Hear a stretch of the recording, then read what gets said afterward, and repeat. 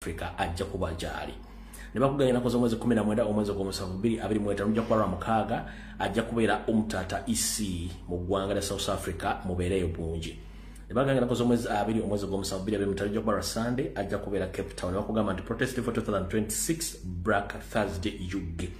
Ne bakugamba nti go wenna ayagala enkyukakyuka ng'oli mu ggwanga lya South Africa watu bakutegeeza beerayo mbungi okwaniriza omukulembeze kunaku zenkusomedde omukulembeze zagenda okubeera mu ggwanga lya South Africa we bali kubeerayo era noonya akasimbi kubanga ekintu kyedomodde dda kano ke kalanga akasembayo nyongera okujjukiza bakomredi bannange mikwano gyange mwenna betukola emirimu gy'oku social media saako abaluganda bakola emikwano saako n'emikwano aba omugenzi Davis Nsumba Mwakatogo nyongera bategeeza nti olumberwe lwakwabizibwa lwakusuba mwina kuzo mwezi 15 omwezi ogw'omunaana 2026 atekebwako omusikangina kuzo mwezi 16 omwezi ogw'omunaana omakage enakirebe kale ndi wano kutegeeza abatuuze be nakirebe mu mawokota saako abantu bekyengera n'abantu b'okumukaaga era ekyengera Busega mu kinaawo wa Kolokolo saako ku Butaala ne ku musigiti wa dini ya saako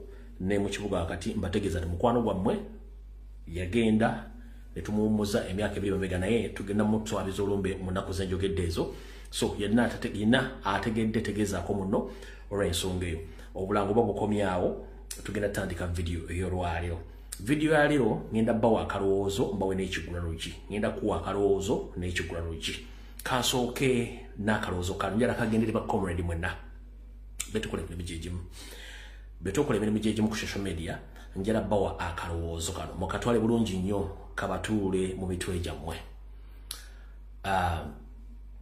olwatta ssebo nalumanya naye wakolawo ki olwatta ssebo nalumanya ke kalowoozo kaliro ngenda okukajja lwaki okusookera ddala njala bebaza emirimu gye mukola egitabasasulwa nga mugikola ku makyano lw'eggulu mu ttuntu ekiro era wano wetubeera mwenna abakola morning shift midday shift evening shift ne night shift mwenna abakomenting abasharing abapostinga ku platforms zonna ez'enjawulo abali ku TikTok abali ku Facebook abali ku Twitter mu WhatsApp groups abakuba amasimu mwenna abali ku ground njalo bebaza abalinyo okola mulimu ogwo temujjango okwo era njalo tumira mwenna abalabisa abanonya information ne mukola profile mwenna abalinyo okola mulimu ogwo temujjango okwo yensonga kinsiba mbebaza sijjangako mukono ku nsonga ezo olw'ensonga nti nze mbabuulira olw'ensonga nti buli kimu mbanno kibategeeza mu kitegeereso njagadde bategeeza ku nsonga eyo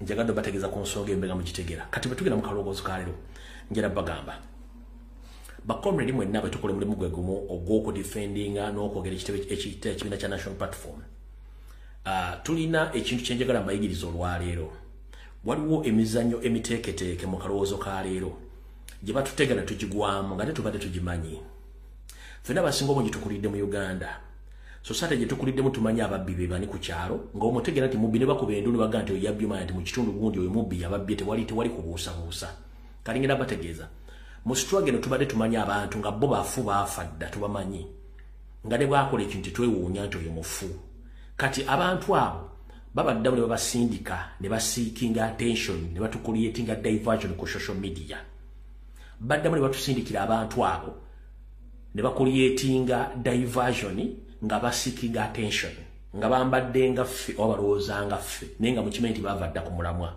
ngenda kusaba gaayo oyo mu kyalo tomalirako budde genda ku nsonga endala nakubuulira tuyige nnyo ebintu by'omukulembeze ensonga ezitalina makulu taziwa makulu era kyovula tadda mu bantu abantu abamu tuyiga obayige nowalinga mumuleka n'afa n'ekintu kye olw'ensonga omuntu mumanyi nti olredde mufu lwaki omuwa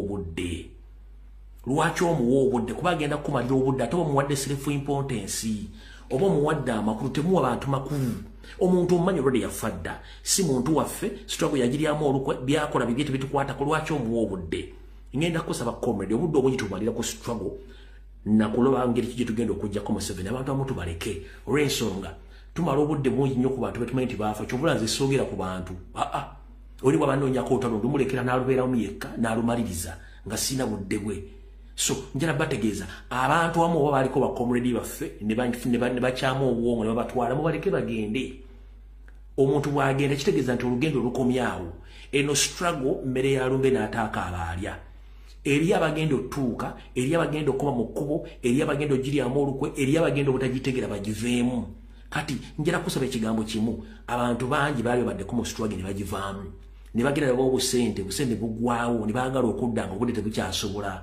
Nga tebena ebintu bagenda gamba public era ne bamaliriza nga bakoze eki basigadde. Ko njera kugamba muganda wange. Ensonga ezitalina makutu muziwa kula abantu abamu baleke baafa dda.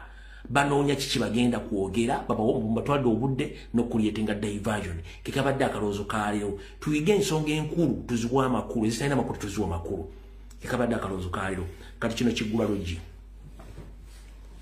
ekiggulalogi kyalo njala kiweereza mwenda bannayuganda nga sawuddemu gwanga sawuddemu ddiini sawuddemu ndowoozayo nfunayo nantegeerayo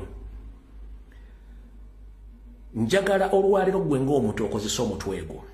Abaganda tugamba nti obuteebuuza butambuza amazzi ekiro kituufu obuteebuuza butambuza amazzi ekiro naye wadde amazzi gatambula ekiro nga tegeebuuzizza era tumanya tugamba nti amazzi gakulukutira gye gaali gakulukutidde engero bbiri za njawulo obuteebuuza butambuza amazzi ekiro tumalira ntugamba nti amazzi gakulukutira gye gaali gakulukutidde kitegeeza amazzi tegeera bye gakola ki gye gayita mwannyina azaali wano naawe muganda wange ali wano Katonda yakuwa omutwe gwo teyakwazika gwa neighbor gwa muntu mulala gwe ng'omuntu olina ebirooto byo bye tuyita dreams era gwe omuntu gw'oyimiriddeko future yo yes oyinza okuba nga obeera ku social media ng'okutta essimu yo n'owuliriza abantu bangi bigabi boogera njala kugamba nti abantu amu ku social media nga mugoberera content waabwe kirungi n'owulira content yo n'otandika okusengejjamu gwe ng'omuntu njagala bategeeza abantu ku social media be tuyita abantu ku social media abantu abasinga obungi bakyamya abantu nga tebategedde bonti ekintu kye bakola kikyamu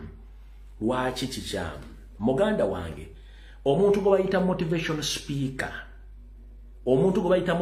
speaker bw'omusanga mukuba ejjinja omukuba essasa afa aveewo bamisiriidinza abantu bangi nnyo mu bulamu bwa bulijjo lwaki bamisiriidinza abantu ye ajja ne experience ye n'agiwagga omuntu atayitangako mu experience eyo ng'alowooza ojja kumanaginga ba motivation speakers abamu ba failures bali mu bulamu wabula ate yakuwa advice nandiyagadde omuntu aku advice nga ku bufumbo nga mufumbo ne musajja we bamwogerako bano musajja wali bali mu bufumbo akwaza obufumbo oyo motivation speaker asobola okuwa magezi ku bufumbo omuntu agamba nti ye akusomesa finance ya income and expenditure ku managing a business yandibadde ng'olwera amanyikiddwa mu Kampala ku social media nti onaddukanya business ABCD oyo asobola okuwa advice mu bintu by'okusuubula ne business omuntu wakuwa advice mu kusomesa oba okusomesa abaana okutandika ekintu yandibadde mutandisi wa bintu olwenga waali omuntu wakuwa advice nga ku bulamu bunaddala mu kutabangawo amaka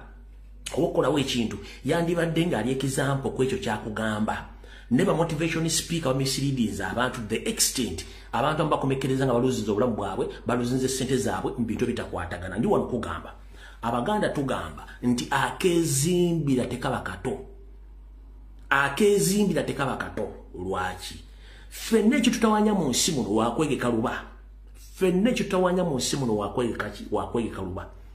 era ne obanga ozze mu Bulaaya omuzungu kyasinga okwagala okukolera empapula zo bakiyita address wano badde okimanyi nti bw'oba ofunye residence oba n'oba ofunye passport oba n'ofuna obutuuze era still amateeka kagugamba nti if you are to change the address please inform the migration or inform the government that means address kintu kikulu nnyo lwaki bw'okwatanga ssente zo ez'obuvubuka nkusaba n'obuwombeefu fuba nnyo okulaba ng'ogula poloti oba ettaka obageko ekisu oteekeko amakaago ne bwe kiba kiri kimu nga kimu tebayo motivation speaker kugamba sooka business nga tonnazimba tebayo motivation speaker gati soko zimbe nyo zabapangisa nga tonnazimba makaago ekintu kye bayita address kintu kikulu nnyo olw'ensonga ati bw'ozimba ennyumba eyo osobola ogikosanga security ogenda okola sente zitandika business naye oli bwakumiskalejinga naga nti sooka simanyi sooka mizigo ate sooka business muganda wange oyo kennyini akugamba ebintu ebyo akyali mupangisa talina nnyumba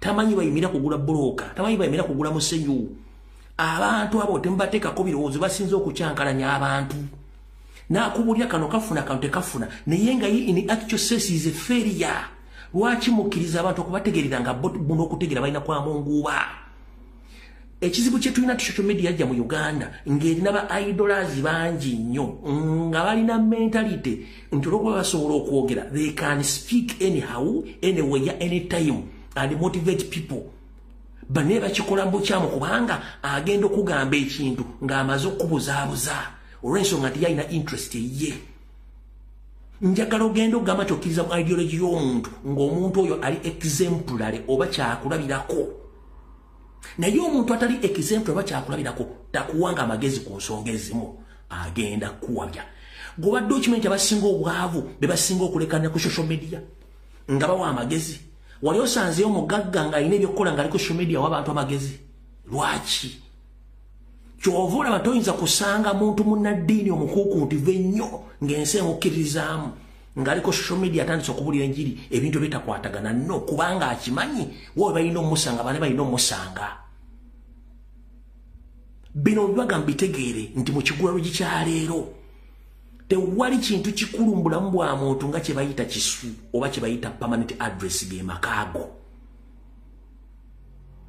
osobola okubula ekyokulya naye ng'olina webaka osobola okubula school fees naye ng'olina wosuza abaana bo osobola okukola ekintu kyonna ekirala naye ng'olina woova kye bayita address ekisinga ottawaanya abantu bonna bagwira mu nsi ze balaga ze bayita address kati oli takuwa amagezi simanyi zimba egiba zapangisa tozimba ejo simanyi ennyumba tezza ssente tewali kizza ssente bwe kibanga kyogenda kikola kubanga ennyumba eyo it's among the properties olina mu bulamu you can sell it ate ennyumba eyo buli lunaku oluyita eba eyongerako value naye bwoga nti serogeriza investinga mu business gy'otalinaako idea ng'ate erimu competition kitegeeza nti ne ssente zogenda oteekamu zisobola okuggwamu ssente zogenda oteekamu n'ebintu by'osuubudde bisobola okuggwamu value n'ennyumba esigala erimu value ekyo nkikulabudde tewabayo motivation speaker addamu okusinikirako binnyo ng'akubuzaabuza teeka ssente wola kozesa omutwego mulekerawo okwebuzaabuza ng'abafuka banaaba nga mwebuuza buli weebuuze ennyo ku nsonga omaliriza okoze ensobi katonda yakuwa akabokisi k'obwongo gweoyagala kuŋŋamba yakulemekera mu space nga liwo abala bayinza ogitilizinga okuwa amagezi nga gwe tosobola kuwa amagezi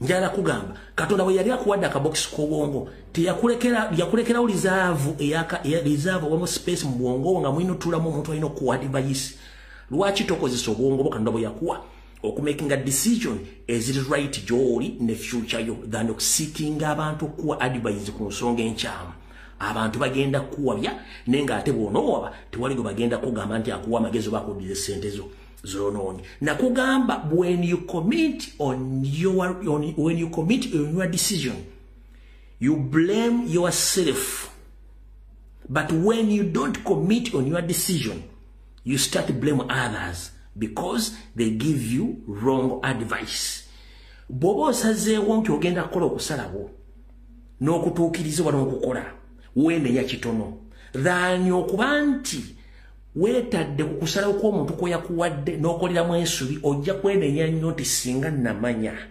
n'enkola kino ako kasinga namanya n'enkola kino kenjagala weesigalize weekolera ekintu nga tobuuzizza ku muntu wabula nkuwa ekisembayo weetegererezenga nnyo era okola okusalawo ku bintu eby'enjawulo nga weeyambisa instinct zo era ng'ofuba nnyo okula nti buli kintu kyogenda oteekamu oteekanga Mukama Katonda mu ssaala zo ajja kuwa olumanyo n'okutegeera mu ngeri yonna esoboka weewala abantu banno balya mmere kubanga buli omu ajja capitalizinga ku weakness yo ye agicapitalizingeko afune yensonga lwaki nti abakazi abalemera obufumbo ababalemesa obufumbo babasiba fumbo abasajja bakyankalanya amaka gaabwe abalemesa amaka gaabwe tebo basajja bafumbo kati munnange bw'ova ku byange genda kuwangata ekigulalo kiwedde awo katutandike video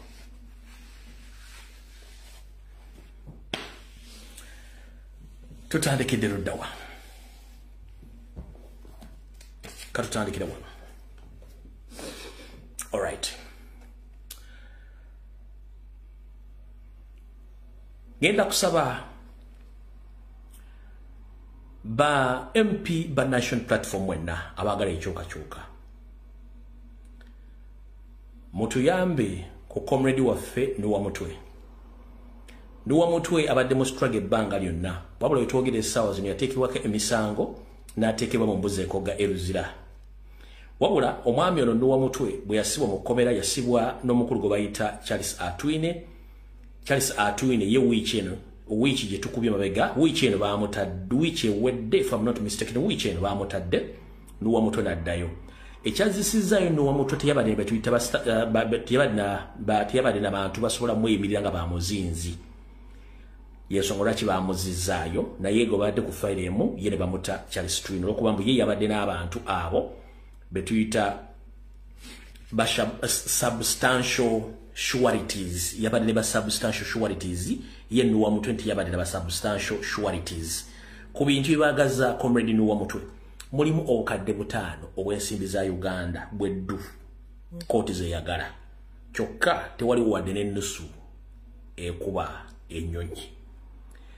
Naye ekyensimbi nga tukitadde ebbali ngenda kusaba emember parliament mwenna n'ekitebe kya National Platform babe mutuyambe mutufunireyo ba emember parliament batana basobola okweyimirira comrade Nduwa mutwe akomezebwa ngenda kuza omwezi 14 omwezi ogw'omusanvu 2025 at least bambe ba parliament bana bokka bamala ogenda okweyimirira comrade Nduwa mutwe n'ensimbi abana basobodde omusonderako musobola okuyita mu ku kitebe bamusobola okuyita ku family ye ne musobola okubanga tuyamba comrade ng'ekimulemeza mu komere essaawa zino nga obukadde obutono tebuliiwo saako ne abalina omweyimirira b'omuzinzi nabo tebaliiwo abantu bana. So ngendo basabona ba comrade n'ekitebe please mutuyambe mutufune baloyers bana kuba ku kitebe tulina ba lawyers tulina ba MP abasobola okweyimirira comrade waffe kubanga kyekintu kyokka kyemusobola omuwa asobola okubanga avaayo kubanga talina misango gy'amagye bamuteekako bubanga go bamusiba naye ku fayiro yemu yavaayo. So ngenda basaba ngenda kusaba honorable Joel Ssenyonyi mukama waffe sebo tukusaba otuyamba okole ku nsonga eyo. Mukulu Tamaguzi Semakula tukusaba nawe ngire mu nsonga eyo saako mukulu Nkunyingi Mwada nawe tukusaba okole ku nsonga eyo. Mukulu Mwanga Kivumbi Vice President tusaba otule mu nsonga eyo saako n'abala mutuyambe muyingire mu nsonga za comrade waffe Nduwa mutwe asobola okulanga naye afune eddembe lye ateebwe ataakomewo alabe family kubanga ekituufu kiri nti buli muntu yenna yamanya bw'amanaginga family ye bw'aba taliiwo kitegeeza family eba eri mu katuubagiro. So ngenda basaba comrade waffe oyo tumuyambe asobola okubanga akola ki avaayo akomezebwa ngenda kuza omwezi 14 omwezi ogw'omusanvu 2025 kyekyo ekikiwedde njagadde kibategeeza. Atuyanza nnyo mukyala Lucy webale nnyo ssente ezo naye ndowooza mujja kusobola okukwatagana ne family ye basobola omusondera akasente ako comrade aveeyo kati mu butongole akatambi katandise. Ngolwayo ennaku z'omwezi ziri 2 ezakooka ku mwezi ogw'omusanvu katutandikire wano. Tugamba nti ekiri atabala kyekiri n'asigadde waka. Bulijjo tujja ntubagamba ebigambo bino ne mubinyooma ne mubissa wansi w'ebigere byammwe naye mutandise obirabako. Omanyi bannayuganda basinga obungi bali mu mbeera gye bagamba nti zirinda bolwange tawa musibe emmere ne bwe lumala omuntu kako n'atandika okukabatwaha ng'entulege. Nzize mbabuulira emboozi ey'okujja bannayuganda mu yaafiisi ez'enjawulo babasikize n'abagwira abanyarwanda abalina ebitabo bye basomye saako n'abo abatalina bitabo naye nga bagenda kukola. Mu nkola ey'ekiyita mu lujja ebitongole ebisinga obungi ebiddukanyagizibwa gavumenti saako ne mu ministries munnange waliyo enkola ey'okuddamu buto okusaba emirimu mu kifo kyennyini kya office mubadde ng'olina okukola okuddamu okusaba oteekemu okusaba kw'omulimu gwo naye nga sofa muli ge naakafuna ensonga eno badde nzija njogerako sofa information gye naakafuna nti tewali yali akoze application adda mu kifo ekyo bamaliriza bamugobye. Kati bannayuganda tubagamba ekigambo kimu okujjako nga musituse ne mwerwanako teri agenda bayambako n'oluya lwa munyindo balwekula bwokka. Bangi mugenda kufuuka bakirerese nga temulina mirimu nga mwasoma ate mbadde kaweweevu nga muli kusereza muwa musolo mumanyi mwafuna emirimu mwamala.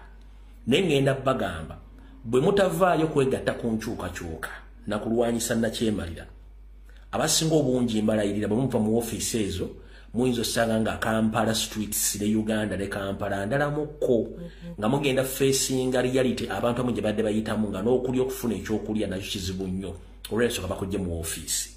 Bino na information ipitirivu ekwata ku bantu abaluzinze emirimu gyabwe nga bakola application okuddamu osigala mu office ezo ne zibalemerera kubanga kino kiri mu nteekateeka ya kuliplace nga bannayuganda bonna n'abasajja n'abaana b'abantu abali mu gavumenti saako n'abagwira okuva mu nsi ez'enjawulo abatandise otwala emirimu gyammwe nga mwesudde gwa naggamba. Kale era munnayuganda akutegeeza nti munaatera okulaba ku reality ng'abantu batandise okwesuula okwejjawo n'okwetta olw'ensonga tebaluziza emirimu gavumenti gy'abadde nga bo si badde bannayuganda oba tebali mu kali akaabwe akaakawano. Ekyo njagala kibategeeza mukitegeere bulungi nnyo. Alright. Tutandikidde wa. Njagala okubaza mwenna ba comrade abakola emirimu gy'enkola abayisiza eddoboozi ku nsonga ze twafulumizza wano ezikwatagana ku badde obutali bwenkanya obadde butambula mu kwesibawo okwenjawulo bife b'enjawulo mu kibiina kya National Platform. Eddoboozi lyatambudde era lyawulikise.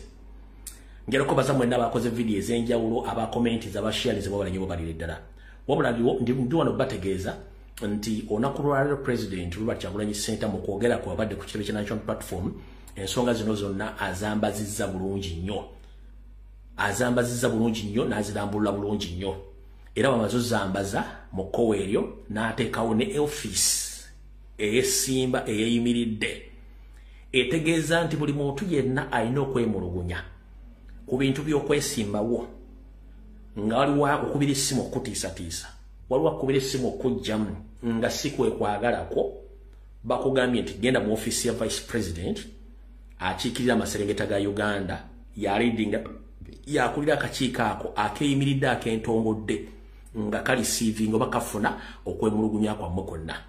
Kale gwe wenna omukulembeze oba muntu sekinnoomu ng'oyagala enkyukakyuka ng'olina omuntu gw'emulugunyako ku bantu abagenda okwesimbawo ng'okimanyi waalimu embaliga si wankyukakyuka waliwo ebitatambula bulungi nnyo nkusaba mutule muwandike petition oba ebbaluwa nga zirimu obujulizi nkiddamu nsaba muwandike ebbaluwa nga mulimu obujulizi mu butwale mbukwange Vice President w'amaserengeta oba West office ye weri ku kitebe abalindidi n'akakiiko ke batandika okuyita mu kwemulugunya kano babawadde ebbanga kati okuteba n'agabira kaadi beetaaga okwemulugunya okwo.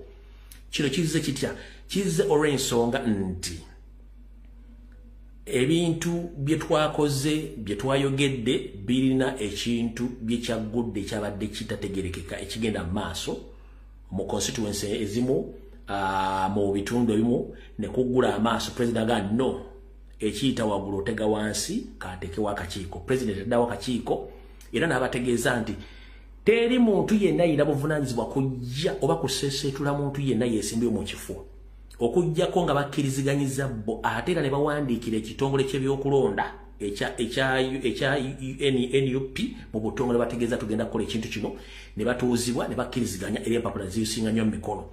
Wabula ebyokukuba amasimu ebyokugaba enguzi nebyokutiisatiisa omuntu yenna akkubira essimu mu recording omuntu yenna akusindikira message ng'akutiisatiisa message gikule screenshot ogiprinting out ng'obujulizi obutwale obuteeke mu petition yo.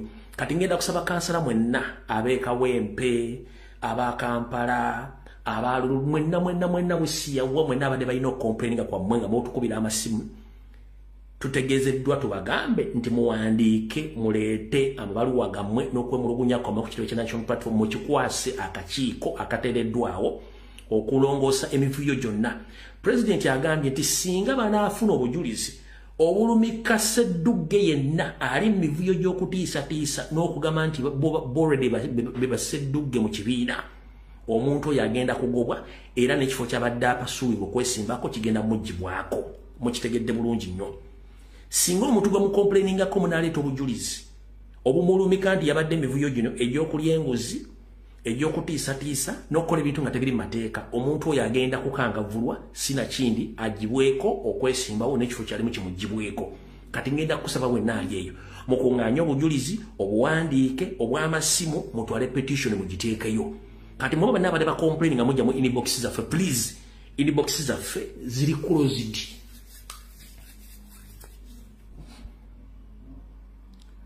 mwenna ba candidate ba comrade ba foot soldier inbox za fezilichi zili closed at the moment. Wabula singa otwala petition ne bakubolokinga okuyingira ku kitebe okunyira mu office then come our inbox are open. Nkiddamu singa okola petition n'ogitwala n'obuuza nti njalagala mu office ya vice president ne bagaana ogendayo oba olina gamba nti petition egimpe nga tatuyisiza vibe oba mu kakiiko kali then our inbox are open. Kanyongerako na kino. Mr. President, manya katambi kano genda kalaba. Ngenda kusaba otegeeze ba receptionist abali ku kitebe saako ne security nti omuntu yina abanga aleso kwemulugunya. Bamukirize akutwale mu office nga mwerekeddeko bo bakome ku luji ateke kwemulugunyako. Singa tunakizira nti waliwo abantu atabali mesebwa ku kitebe obutayingira obutatekayo kwemulugunyako abe. Then otujja kudda. Era Mr. President nyongera kutegeeza tetwandiyagadde nnyo kujja ku social media kwogera bintu bino ku social media. Lwaki? Naye tufuna obuzibu nti tewaliwo simu za simba zateekebwawo nti singa ensonga eno egweno okubira ono singa kino kigwawo singa okubira ono abantu basanga obuzibu okusindika message n'okusindika okwemulugunyako abo ku kitebe n'okutuuka mu office ez'enjawulo. Ebyo nambe kuloopera yensonga lwaki nti abantu bakozesa social media balansi lwaki bakozesa social media olw'ensonga ezo nabino njagala nkole ki mbikugambe obitegeere. Singa omuntu yenna anaalemererwa okutuuka kakiiko ako nga abulookingiddwa then inbox nzigule ne current inbox nzigale teziriiwo until further notice. Nabuno obaka njala bugende eri akakiiko k'ebyokulonda ka National Platform. Ebigambo tubuulidde mutuge ebigambo bingi nnyo era tubyebaziza nnyo mwebale tulambula mu mateeka n'obuyinza bumulina era tubwebaza. Naye naffe tubategeeza. President yagamba buli muntu aberembega wamu ne siwe kiri nti ye. Naffe twetaaga muteekewo office omuntu anatuukirwako complaint nti singa nammwe musangibwa nga munamuyinamu amakoona wawe tuwaaba eri akakiiko ako. Naffe tuwabe mu office ya vice president oba tuwaabe wakubanga abantu bangi beemulugunya oba balina okwemulugunya.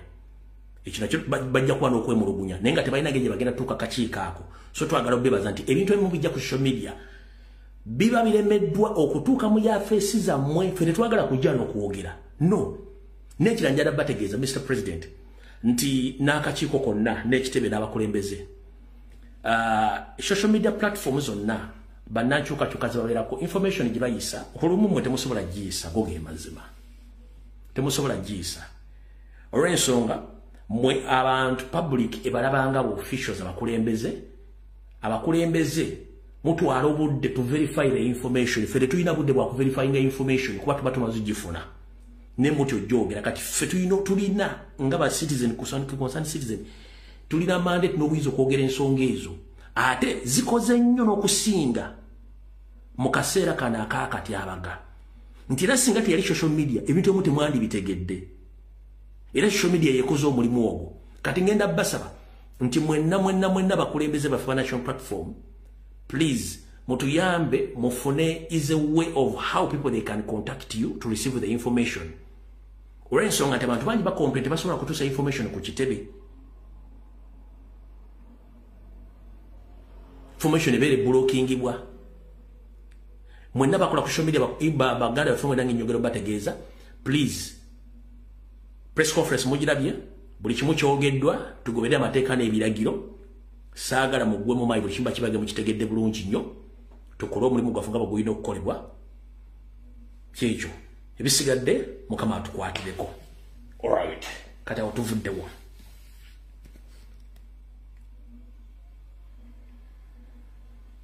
Bwobudde nga budduka.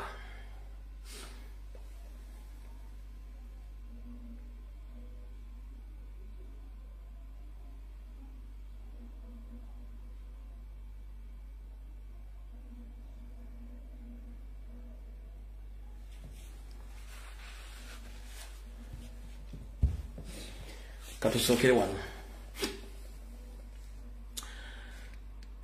Mukulu leader of opposition mukulu Joe Ssenyonyi buno obubaka bwobwo kansubire nti onobufuna bulungi tandikiddeko gwe. Mwenna abasinga obungi abadde ku social media badde bagobera information temunebuuzaako lwaki ekifo ekya Nakawa Honorable Joel Ssenyonyi yesimbye batadde ba MOP ba NRM postinze y'abantu bangi nnyo abagenzi okwesimba ku Joel Ssenyonyi. Temunnakyebuuzaako ba veterani ab'oppositioni ba individual lwaki omukyala Anita Among mu buli ngeri yonna tayagala kuddamu kulaba linnya lye bayita Joel Ssenyonyi mu parliament eyo. Anita Among tayagala kuddamu kulaba linnya lye bayita Ssenyonyi mu parliament eyo. Bonna ba MOP bagenda okwesimba ku Ssenyonyi bwe bujjako bonna agenda okubeera fanda oba omuvujjirizi Anita Among. Nchiddamu bonna abantu abaza okwesimba ku Ssenyonyi basinga obungi Anita Among yabafandinze olw'ensonga tayagala kulaba ku linnya lye bayita Joel Ssenyonyi mu parliament eddako. Wabula mwina kye mutamanyi ne Mr. Joel Ssenyonyi kyatamanyi kyekino wano mu manga. Mujjukira omwami gwe bayita Lumu ow'Emityana eyo yali aleese etteeka lya okuddamu okulonda luupundi ebibiina byonna mulonde tiye. Wattu etteeka eryo terivangawo tiye. Etteeka ligenda kujja mu weeks 2 oba 3 okuva kati bwe banaddamu okuyita parliament eyo.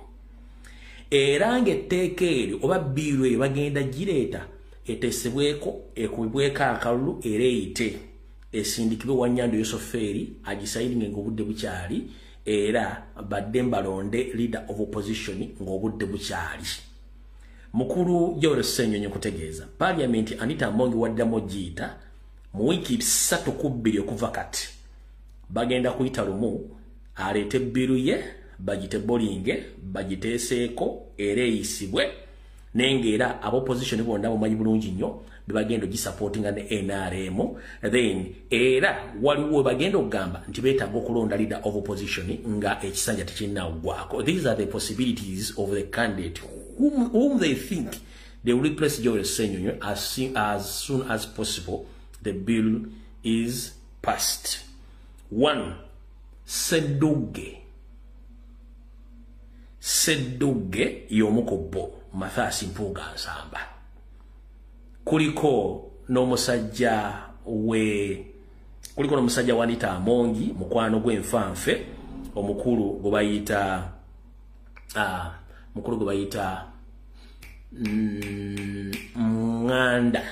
Nganda. Abantu bali babiri. Kuliko Nganda Ssemuju Nganda biba candidate babiri basuubira. So mukulu Joel Ssenyonyi mu wiiki 2 oba 3 bagenda kuyita parliament ekomewo. Wabula mbitu bigenda okuteesebwako mwe muli bbiru ya Lumu ey'okujja mu parliament era bagiyise mangu nnyo Museveni agisayininge balonderewo n'okulonda. Naye bakandidate baagala kuliko either mukulu Sedduge oba Ssemuju Nganda gwe baagala okulonda kuba baagala kikola. Bino byonna Anita Among ng'abikolera mu busungu ne webuuza afa kinensi. So ekinjagadde mukulu Ssenyonyi nakyo kitegeere obenga okiwanya bulungi nnyo nti kigenda kubeerawo mu bwangu ddala lw'ensonga nti byange byogera kati ng'omusezi agula essiyani. Kati bwe tuvaawo mulina kye mutamanyi nzize nkibasomesa naye nga sinagenda ku ekyo kitalo nnyo. Bannayuganda bannaffe bafiiridde mu ggwanga erya Somalia. Ennyonyi ennwanyi namunkanga bwegudde ku kisaawe kya Somalia mu tengetenge ly'obudde obw'olwaleero naye tebatubuulidde mannya g'abantu badde mu nnyonyi eyo baddemu abantu nga 8 ne tebannatubuulira mannya gaabwe nga bulijjo bweri enkola yaabwe tebatubuulira naye nga baganda baffe abagenda okukola bizinesi za Museveni nga tebamanyi mission ya Museveni bambi zembuyaga ezikunta. Nnyonyi egudde n'ensanawo mu ggwanga ya Somalia ku bisaawe ebiri mu kibuga Mogadishu. Ebintu ebyo byonna bipostinga ku social media. No BBC esoose nze munenzeramu ne postinga kati bisaasaanye naye baganya tubulira amannya g'abo abantu abafiiridde mu nnyonyi eyo ennyonyi ennwanyi ya Uganda bafiiridde mu ggwanga lya Somalia bali 8+ ne tebagenda buli amannya gaabwe na buli kimu nga bwe kiri kale emyoyo gy'abagenzi famire zaabwe Mukama agiwummuzibire bifune enjawulo ya budde era tusookayo busoose kati nzize mbagamba akaluke tugenda waka protest vote believe me or not njara nsooka empisa message eno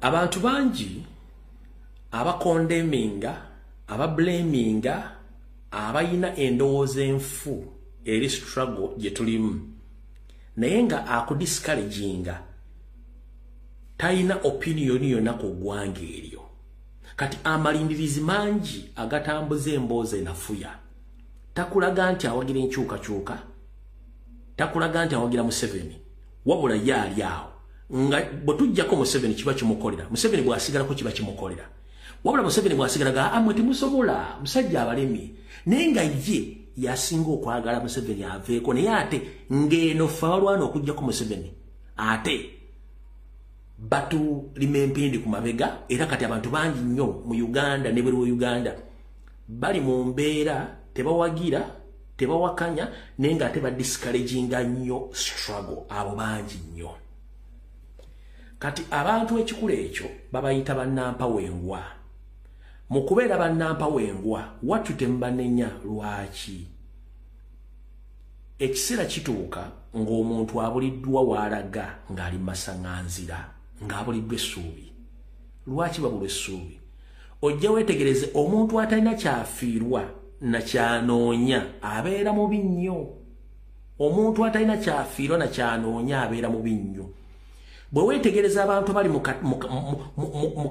mu kasanduuko ako akulaga tawagira tawakanya kubanga talina ssuubi ali awo mu bbanga abo bangi nnyo weebali saagala bakumale maanyi kubanga abone mu ggulu baaliyo nga bannampawengwa gavumenti bw'ekyuka yasinga okufunamu bwesigalako ng'anenya mmwe naye nga ye era asigadde kimusanyusa okubanga kweri kati abo tembawabudde kubanga bo bangi mubaleke nzize mbasomesa president olwa yabadde mulambulukufu nnyo n'akubuulira Museveni tuba tugenda okulonda ng'akuliyetingawo ebintu bye ng'akuliyetingawo ebintu bye kubanga emboozi ebadde empanvu watuukidde ku kigambo ekigamba nti baataddewo ghetto structures kuno Museveni zagenda okukozesa ne bakiface okukyankana n'okuba abantu n'okubatta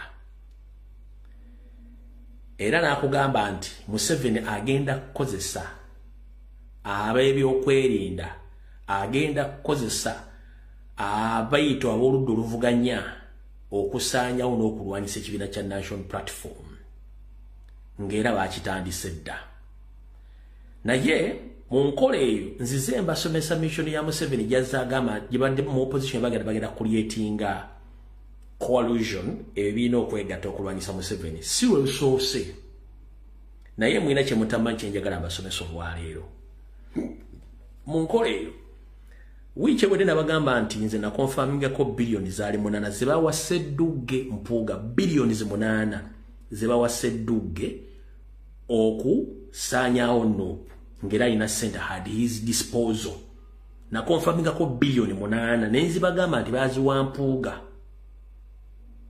biliyoni 8 wabula vice president wa Buganda region omukulu Mwanga Kivumbi avudde nakonfaminga nti biliyoni ziri 30 biliyoni 30 kanzi balage wano kamba buli kamba ka story kano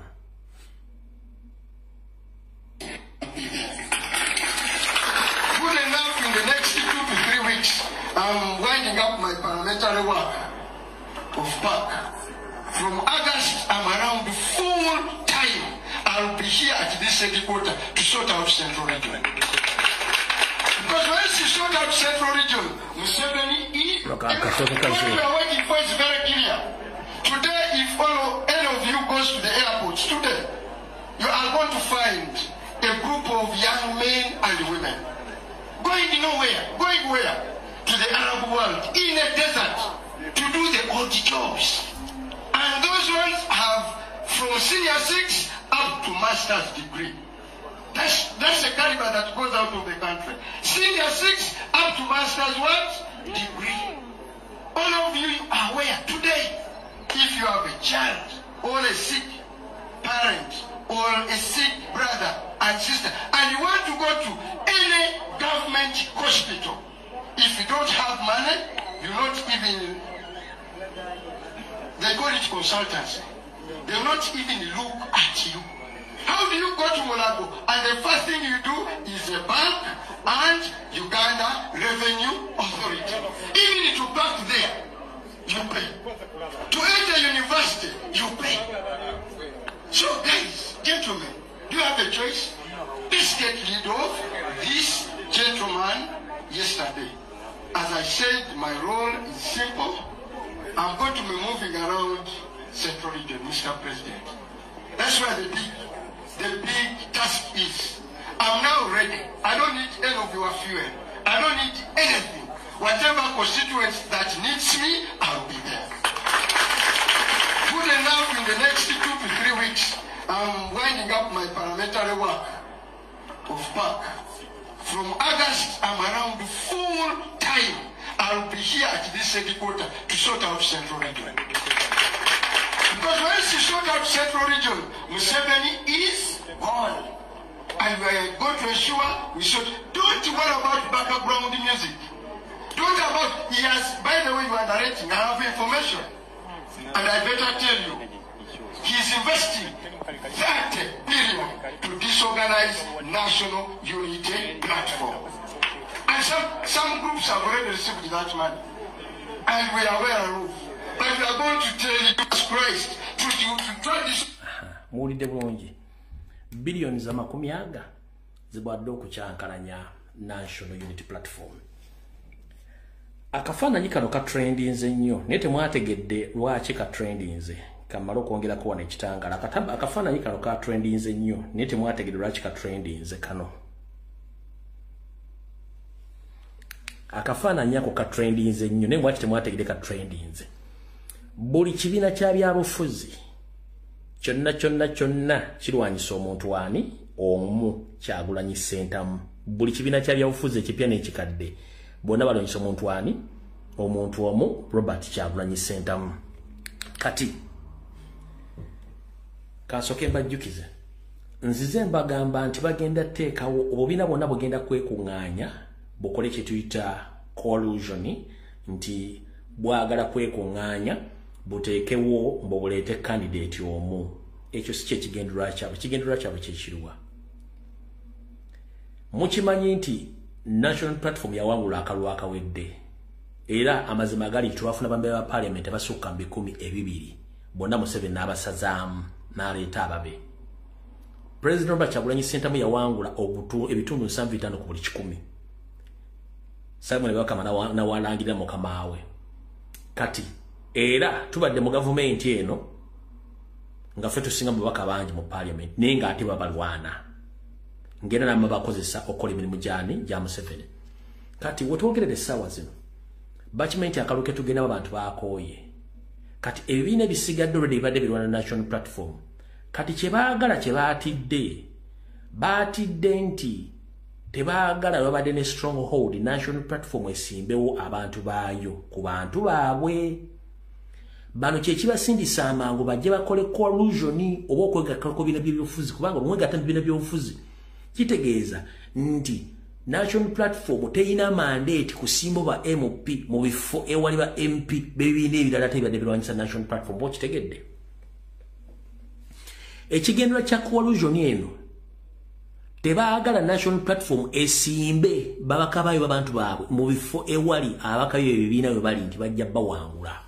Kyekigendera kyabwe tewali kirala kubanga tebalina bargaining power. Lwaki? Kansoke nkuze mabega. Ekibiina kya Democratic Party kiri mu nsawo ya Museveni yakigula n'akitwala. Ekyo kyagenda.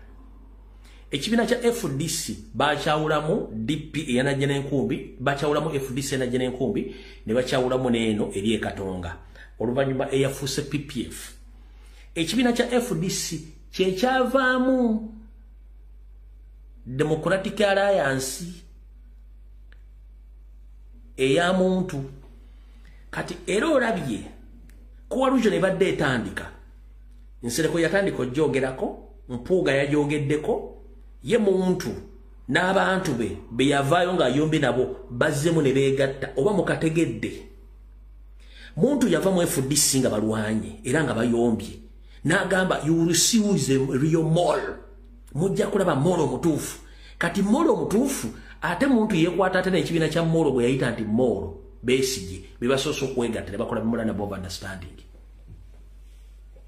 kati ebe sigadde FDC eyeno ku Ntebe Road egyegatteko n'Empuuga de Mapuuga gyegatteko n'ekigendera baagala kufuna sente ezigenda okuba nti ziteekebwawo akakiiko k'ebyokulonda eziddukanya ebibiina by'obufuzi under their iPod nga balwanyisa National Platform da mukitegedde bulungi nnyo kati mugenda kulya stories zonna ng'amaze okwegatta nga their main focus is National Platform nti agenda kufuuka obstacle.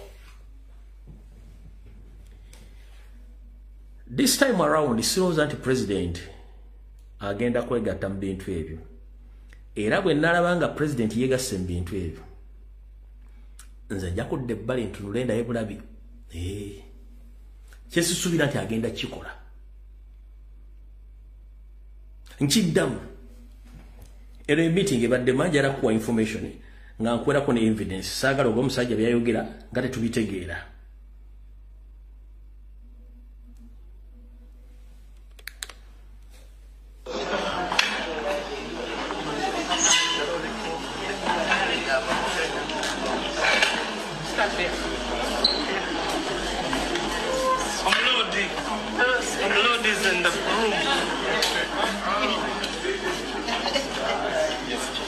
Obalaba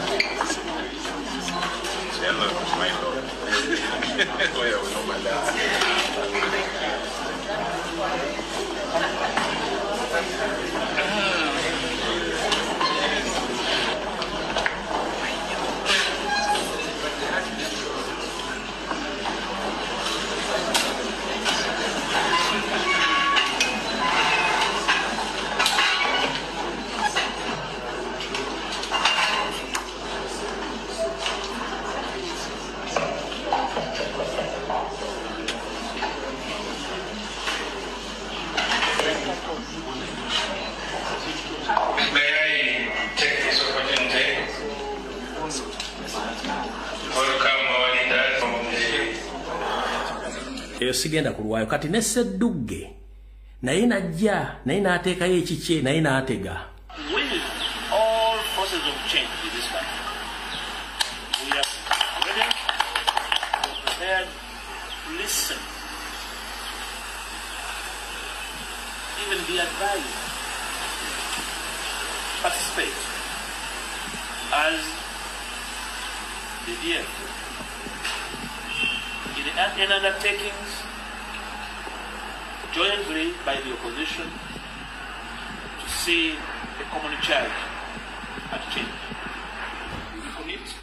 Kati batandise okwegatta mu biina bwe bonna nenge ekigendera kyabwe bonna jukira etteeka liri balikola mu parliament erya political part amendment bill ffe twaligaana bo balikoze nga bateekera bano abayaaye baabwe kati amaanyi gasigadde mu bantu sisuubira nti president anaagenda mu bantu abo bw'anaaba agenze nze yakudde ebbali ntunde butunuzi sijja kubaako kyenjogere bisigadde Katonda anaasalawo naye ng'omulimu gwa bano baagala basigaze obufu bwabwe gye babadde ne ba MP baleme basimbako bantu naye abadde batulwana okkiriziganya otya nabo kyekibuuzo era emyaka gye baddewo bakoze eki ekibaddewo ekijjako Museveni tekiriiwo era nga batugamba nga tebujjako Museveni ate baagala kwenyigira mu bululu kati ki kye babategeeza oti tugenda kulwawo era tugende ku nsonga endala buli omu weetegerere olyoka otegere amakulu agali mu kintu ekyo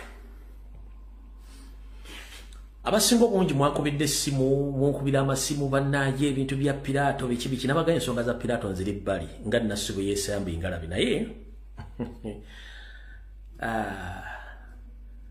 Sitaani ayina abakozi mumpulirize bulungi munkubidde amasimu wiki 3 bannaye ensonga za nabagambye ensonga za Pilato ziri bbali nga mudadizo oba nazesambye nga nasubu yesambye beyesambye ngalabi naye kamba weko katono bigambo bino. Under the Tusi dynasty ya 50 master plan n'okutwala East and Central Africa kamba weko preamble katono nnyo a center of power ne funding center bagiyita Uganda. Museveni ye supreme leader era nga abadde deploying abakulembeze be okwetola East Africa bamazanyira emizanyo. Kenya yateekayo Ruto n'amuteekayo. Ruto enaku zino ali bwati bamukuba left and right and center. Era ndo bwetabe entanyo onaku lw'enkya ayinza okuba atuse mu ggwanga musimbe balina ka conference munyonyeeyo. South Sudan n'ateekayo Salva Kiir. Yes, there is a possibility Salva Kiir naye mane ane Salva Kiir oyo. Congo n'ayagala ateekeyo empire ne bayisa ne budget namba negenda okuzimba ennyinko emgude Congo kikyagaanidde ddala kuba kyali emivuyo.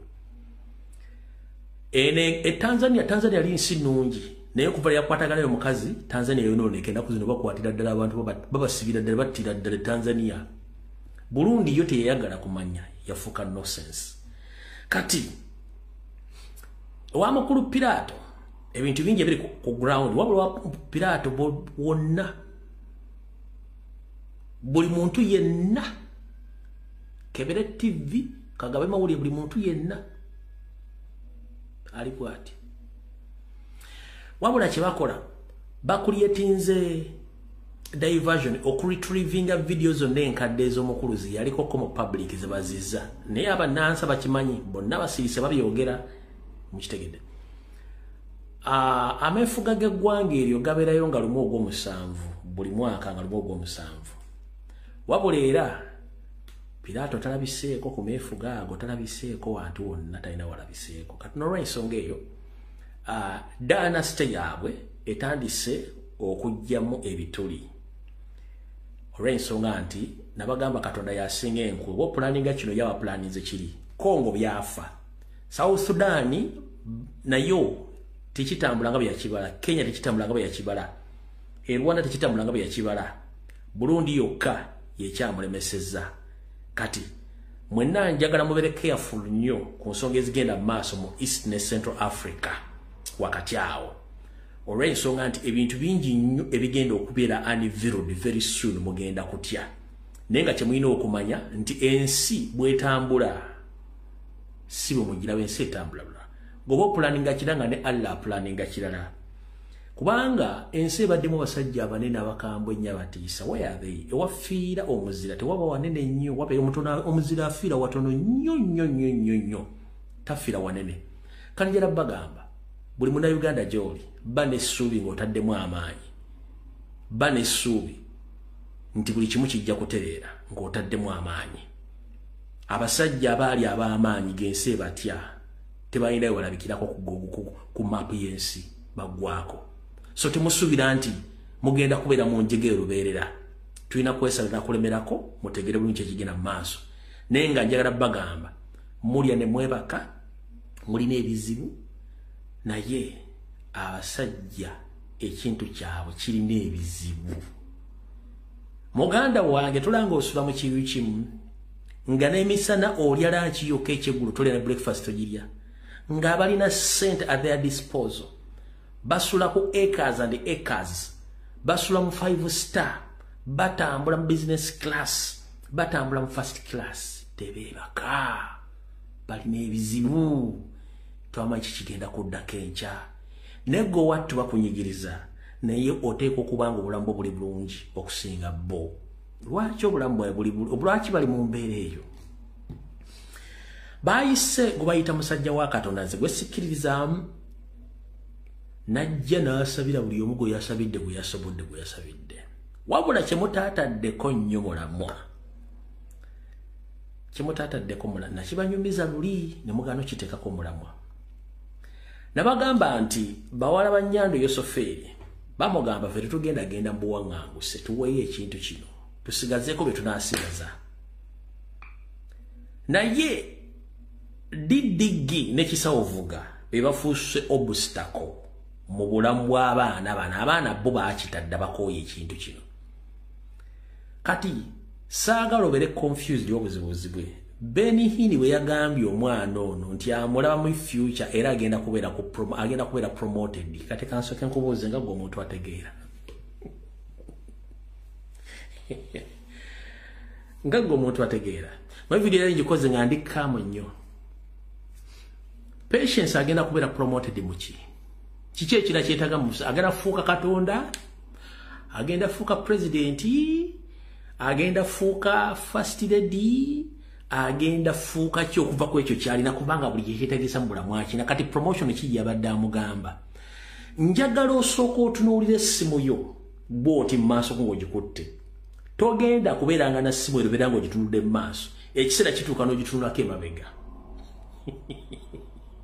kati Benny Hinn bw'aba yagambye omwana n'ebintu bino yamugambye ng'amuloosa nti amulaga image emuli mu maaso wabula teyamugambye image emuli mabega. That is a reverse psychology.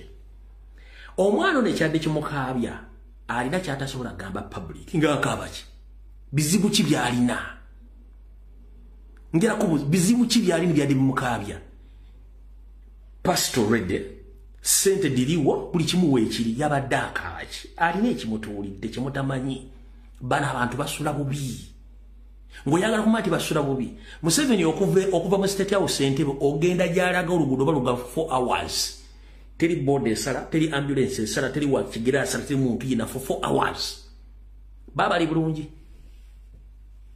nkubuuza ono omwana akaaba ki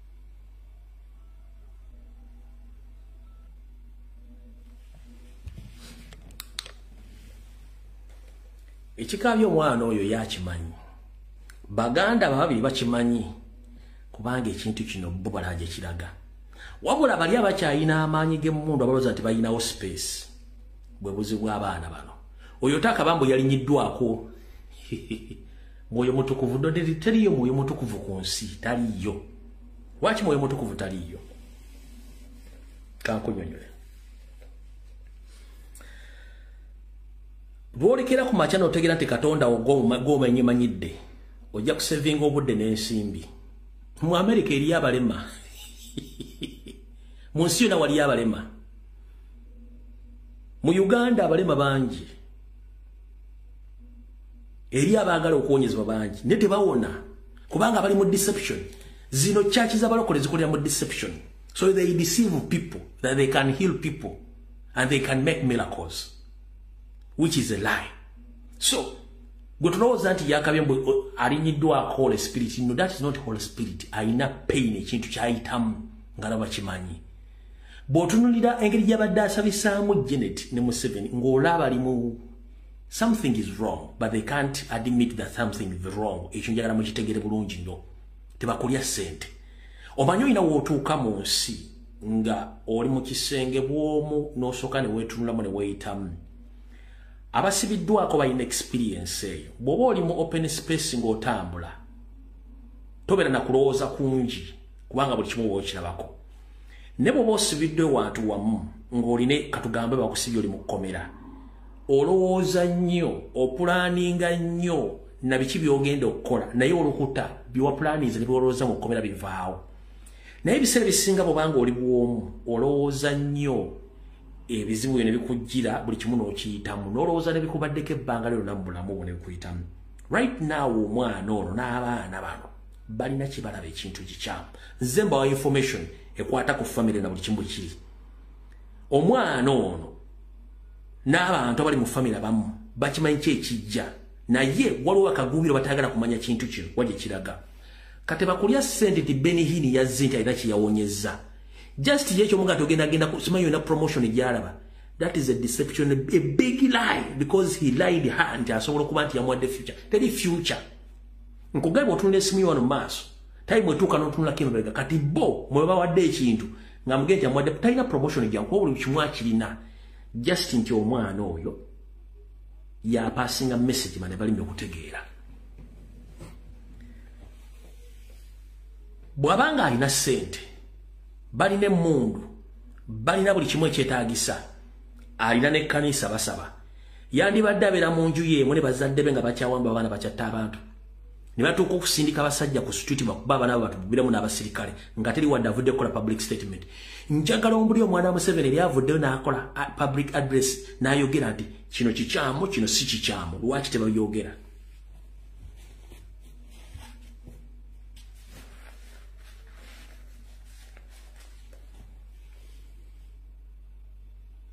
Lwaki tebabyogera? Kubanga bakimanyi bajja agenda against ne table manners. Oba family manners ze bayitamu. Oba family rules ze bayitamu ze bakozesa. Nenge ekitufu bakimanyi. Kati njala kuga tebakulya ssente. Pressure ebaliko bagimanyi bulungi nnyo. Wabaddewo emirundi mingi nnyo gye bagezezaako okwagala okunoonya ani alina okusinkana Kyagulanyi ne boogere ne Kyagulanyi. Nekyagulanya abalaganza sina kintu esana mu kujonga mulese obuyinza. Ate kizibu ekiriwo essaawa zino nti by historicals ekintu kino baakidde ebbali. Bagenda okizula ng'ekintu tekikyali kya Uganda, ekintu kifuuse kya dynasty kye bataategeerayo mu ntandikwa. Ekintu kino bagenza okyetegereza by historical nga tekikyali kya gwanga, kifuuse kya family. Ne basooka bakidde ebbali. Kati bonna abaali ba advising Museveni by historicals tebakyasobola mu advice. Olwaki? Namwe mukimanyi nti Museveni waliwo n'ebintu ebikolebwa mu ggwanga gatamanyi nti babikoze n'ayekanga bwekanzi nti mu system y'obukulembeze mubeeramu abantu abakola black missions ezitali mu records nga baga bazikoze ku lwa ggwanga. Mulina ekintu kye mutaawa attention. Era nalabako abantu nga bagezaako channelizinga. Naye kyabalema okufuna vision ya kyentufu. Kangende kuba mwaka hivu oba gundi eyo kyagirina wano. Olwekyo mutaawa nabagamba okola ekintu ndowooza nakadeliitinga naye kansooke nkabajjukize mwena abaakalaba. Buli lutalo olubaawo n'okuyomba okubaawo waliwo ebintu ebivaayo. Kankujjukize. Mu lutalo olwali wakati wa Namyalo ne Gashumba. Namyalo yajjayo fayiro ya Gashumba kwasasulirwa nga mulimu ekigambo kye bayita blind mission. Ekigambo kye bayita blind mission genda mu Google Moses temu kibata okitekemu ekigambo ng'obuuza what is blind mission? What is the meaning of blind mission? Kansokuwa nanchi kuteremu wano. Njagala muyige ebintu bino mbitegeere. Kubanga abantu mutemutegeera bintu bino.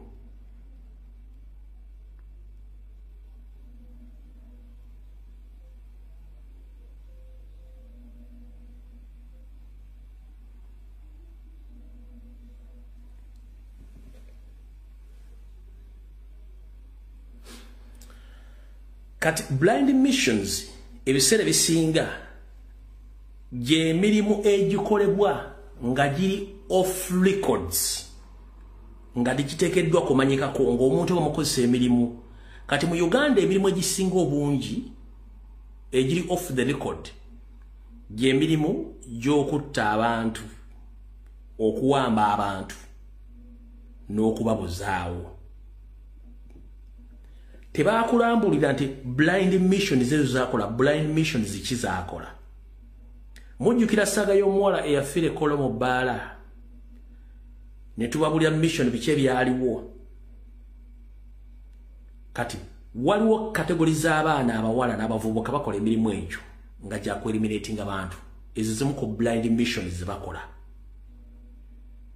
Bwe bakugamba nti Gashumba akola blind mission ng'omugenzi Jakana Nadduli yagamba nti ali konksure ku bantu amutuusako obulabe n'olwaliro Gashumba yalimu kati ng'obuuza brand mission ze ziriwa ne bwe yagenda mu kooti okulemerako nti oyo alina okufeesinga kyalina okufeesinga ng'obuuza brand mission ze ziriwo kitegeeza nti abantu bano bakola emirimu nga giri off the records ng'emirimu egyo gyaku kutuusa bulabe ku bannayuganda mwe mutamanyi mulaba basajja kuvuga motoka za bbeeyi kubeera nga balina authority asobola okulagira ne bakukwata ne bakuwamba nga tumanyi nekyo gwakola ensi bwe tewetambula kati njagadde ebbalaga ekifaananyi nga bwe kiri era bwe kitambula neggwe tolowooza nti bw'obalaba nga balina emmundu bali mirembe tebali mirembe lwaki tebabiri mirembe njala tukkiriziganye naawe tiwabaddewo opposition mu Uganda okumala emyaka 4 ng'oggyeko Oweekitiibwa Paul Kawanga Ssemwogerere ng'oggyeko Oweekitiibwa Dr. Paul Kawanga Ssemwogerere azzeeko abadde Robert Kyagulanyi Ssentamu ebintu byonna by'olaba eby'okuliyetinga political parties ebintu byonna by'olaba eby'okuvuma okuwemula ebintu byonna by'olaba by'okuwamba n'okutta byonna bizzeewo nga bategedde omuntu gwe badiringa naye si waabwe kansooke nkubuulire kino nakyo kitegere bwe tokimanyi omuntu gwe bayita Nywando Yosoferi Tibaabulwa yeewala nnyo okumuteekako ekintu era akweka nnyo ebikolobero bye baba akoze kubanga tayagala kubeera exposed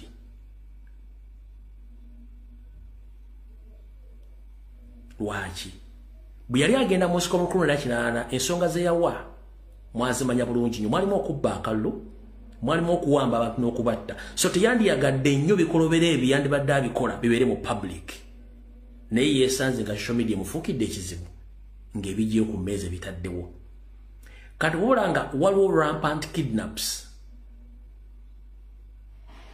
waliwo killings ezigenda maaso kiba kitegeeza nti pressure emuyitiriddeko mu area campaigns ezigenda mu maaso olwaleero Mwanga Kivumbi agambye nti bakaspendinga billions asatu nga baziwadde fake opposition to fight Robert Kyagulanyi Ssentamu. Waliwo incidents ziri mu happening mu Kampala under the influence of Christopher Damulira mu ghetto structures ze. Banakoze ka video yoko ndade mu t-shirt emyufu ne bategeeza nti baagala kukyusa olulimi olw'abaana abadde mu t-shirt ezo bagenti abaana nupu yabadde basindise. Fokusinzira ku intelligence yaffe baade bamaze okukola file nga abaana bagenda kukyusa ennimi nti nupu yakoze ki yatusindise. Lwaki narrative temwamanya era nawe tuweebuuza lwaki ekibiina ekimanyikiddwa nti kyambala yero lwaki ate kimanipulatinga ne kikozesa t-shirt za red wazirika ekifaananyi kya Museveni. Ekyo baba baagala kukyusa narrative n'okulaga direction abantu nebo bakikola tebakimanyi. The moment you change your color n'ogenda n'oteekako color ya opponent wo oba okolera nkiba kitegeeza nti olaze public nti NRM doesn't exist anymore. You have to copy someone's color to get relevance. Ekino temwakitegedde.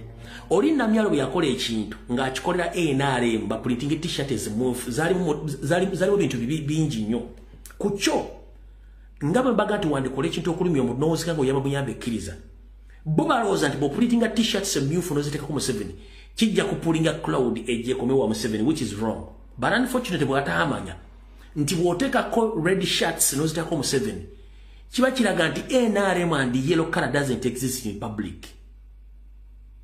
Era kiraga weakness nti wootuukidde okuddira oddambika okwambala kala za opponent wo kitegeeza nti yellow doesn't exist anywhere wati muntu asobola kwambala yellow.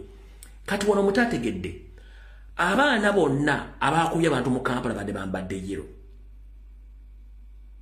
How on planet Earth le baanivirinze reddish t-shirts eziriko Museveni baziwa abantu? Wano ne bakugamba kankulage wano kana temwale mwakalabye dda njala ombuli abantu abawere bali 17 abo abali 17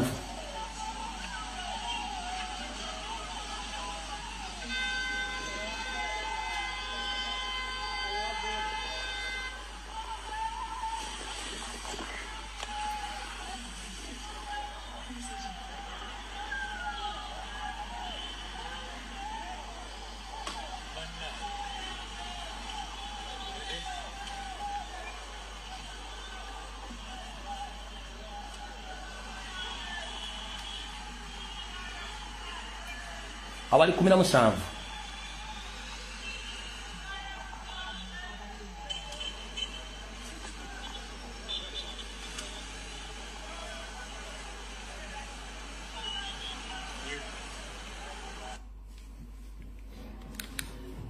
Kati yo police ngera soka kubuza mu gomoto mukulu.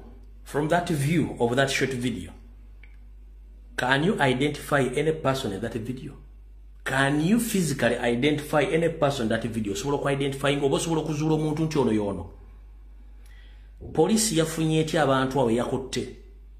Mind you, ku bantu bana bakubya abantu. Botunne basingo obunyi bade ne dreads. Kubana ba present ze 17 tekobadde ko omuntu wa dreads. Bola ba relatives abazo claiming abana baganda baabwe. Ba claiming abantu abali innocent. Abatabadde involved mu kikolwa kino. Kati wandikola ekintu okulumya omutonzi kango yamuyambikiriza. Police damulira. Mumaze oku exposing ekintu kya mwenti ekintu kya mumwachi creating nga kyakubira ko sente na kutemula bana Uganda. Whereby tosobola kudira video no gibesinga ko kwata abantu. Nga you can't even identify them in this short video. Kunoga tu wakutta abantu biwakutte wabajewa. We no longer trust you to the extent that during the saga of setting off bombs in Kampala, you've been killing innocent people. Whereby last week, the army spokesman came out and said, all the bombs which were set in Kampala, they were fake. Because the top guns or the top leaders, they did that in the name of soliciting money from the state. Chitegeza, nabano be mwakutte, abana bano. Mwabakutte n'ekigendererwa ekibuzaabuza abantu nti mwakutta abantu nete mwinago mwakutte kubanga mwagala kujjawo kiri ekifaananyi ekya Christopher Damula structures yateekawo ezitta n'eziwamba n'ezikuba abantu nakyo mwade mwagala kitya ku national platform lwaki wawa mwasetinga bomu ne mugamba ba ADF ne mwagala okuliretinga German ambassador ku ADF ne ku kyagula ne kigaana kati structures za Damulira zabadde ino kozesa okuletinga chaos mu Kampala structures za muvudde mu ngalo so who is to blame munsi ezina advanced technology munsi ezirina amaka as you speak right now Christopher Damulira yandibadde ali mabega mitalawo Christopher yandibadde yalisigninze dda era nga mukwate musibe niyo okuba tuli mu system volongoto akyasobola okutambula n'agenda n'akola emirimu gye oyo Christopher Damulira yandibadde yakwatiddwa dda n'abasirikale abalala ndi wano tegeza abazadde mwenna kyemulaba kati olwaleero mu gavumenti emaze emyaka 4 nga tekulaakulanyiza ggwanga teri gavumenti ekeera ku makyana ekuwa sabbuuni teriyo gavumenti ekeera nekuwa sabbuuni teriyo teri gavumenti eva nekuwa ku makamberenge teriyo teri gavumenti eva nekuwa ku maka ice cream oba akobotunda teriyo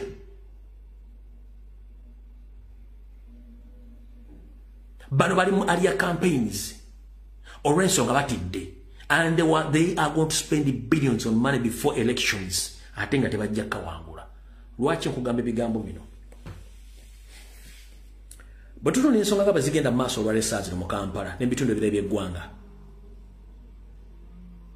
Museveni agezaako creating insecurity before nga tetunagenda mu kalulu bo bayiseewo ebyabwe kubanga the only tactic gye basigazizza it's to kidnap, to torture and to scare off people. Yensonga lwaki basindisa amagye mangi ne bambega bangi okwetola eggwanga lyonna okwakola emirimu egy'enjawulo n'ekyo tekigenda bataasa lwaki tekigenda bataasa report gye yasaba within the period of 2 months ey'okulaga baani abali mu gavumenti bagala osula gavumenti ye report tannagifuna kubanga n'abagikola tebaddamuwa full details tebalinawo bantu balaba nti baseketera gavumenti tebaliwo first and foremost ali mu kulukulutinga abana ba 2020 sime 2010 eyakitata babaza mu system ali mu kulutinga timu zonna eza kiboko squad ezalo baziza mu system babagala creatinga chaos ne fear naye ndi wano kutegeeza Museveni banno boyita mikwano nga tebasobola ku advisinga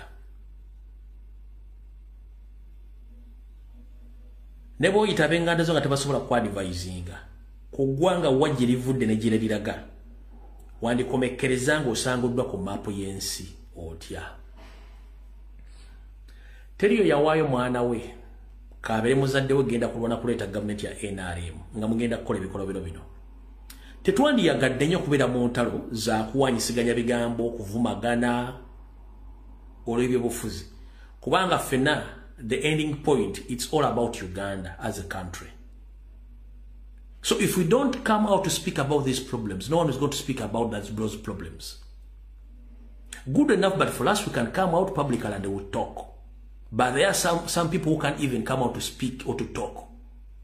They are good doing actions. Which action they must cause catastrophe in Uganda. Titwagala muntu n'omwafe. Ne mujja kuforcinga abantu okufa. Olw'ensonga mukimanyi bulungi gye mukola bikyamu. Okutta abaana b'abandi bali makomera tebalina musango. Musa abaana abandi tebalina musango. Nemwe abaana babo batambulira mu Hamadi Kazi. Abaana basiiba ku nnyonyi. Basiiba bweru. Buli muntu alina sente zitaka wansi wakadde ka $1 mu njuye. Bemukozesa tibalina ddene ekikumi. Abaana ebagendo nabagamba mu creating ghetto structures. Muba mandate to operate. They are going to operate against you. They are going to operate against the community. Era kati kyekyabadde example abaana gye baakoze. Ba operating against their will, against the rules olw'ensonga nibo bateeka mu mbeera eyo. Bomale wichi nga towadde embwa mmere ng'ogisibye ku lujegere. The moment ne weetantala n'ote embwa eyo nga togiteredde emmere mu kabakuli esookera ku ggwe. Bw'oba olina embwa ewaka ng'eri ku lujegere ng'emaze wiiki togiwa mmere n'okola ensobi nga togiteredde emmere mu kabokisa weeyina kuliira n'ogisumulula ku lujegere wala yesookera ku ggwe. Olw'ensonga oba ogiraza obukyayi. Bano abaana be mulumizza obwavu be muganya okusoma be mukozesa during the period of elections. Bakugamba nabo balina future era baagala kusurvivinga. Naye bagenda kusurvivingirawa. They have nothing to lose. Mulina restaurants mu Kampala tebalina. Mulina emmotoka ez'ebbeeyi tebalina. Mulina amayumba ag'ebbeeyi tebalina. Mulina amasomero ag'ebbeeyi tebalina. Mulina amataka tebalina. Musomye tebasomye. Nenge bagenda okuwa omusolo enkya. Be musomye ne bagenda okujja mu musolo enkya. Gobasubira bagenda kukola ki? Era bagenda kufiirizibwa ki? Tebalina kye bagenda kufiirizibwa. Olw'ensonga mbwafudde momboze mu nsi yaabwe. Omuntu wabanga talina kyafiirira abeera mubi nnyo kubanga talina kyagenda kulowoozaako.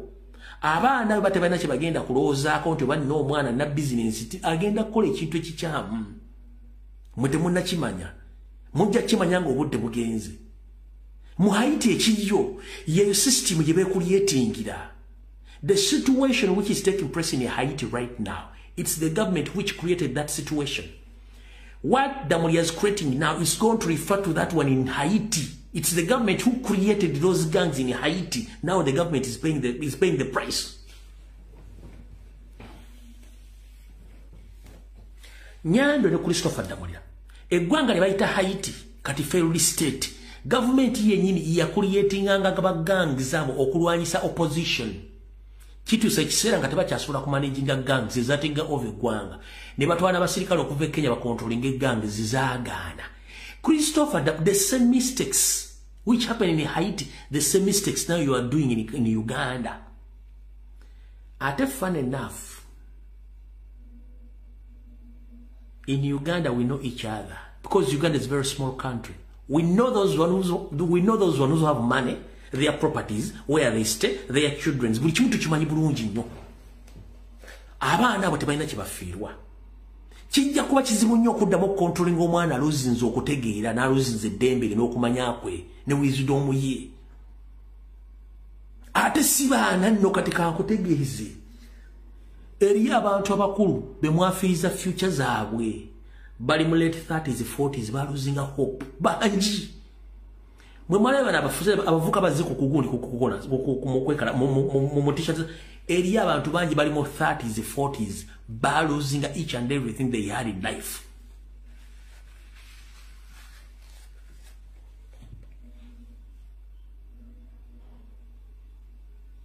This is the reality.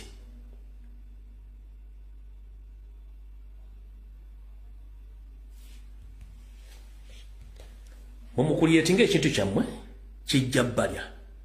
Olw'ensonga bano abaana tebalina kibafiirwa, mwe mufiirwa. Mwe mulina ente, mwe mulina embuzi, mwe mulina emmwanyi, mulina amasaaluuni, mulina amasitoowa, mulina amaduuka, mulina emmotoka, muzadde abaana bali mu nsi zeemu nabo, mulina mawoteeri, mulina buli kimu.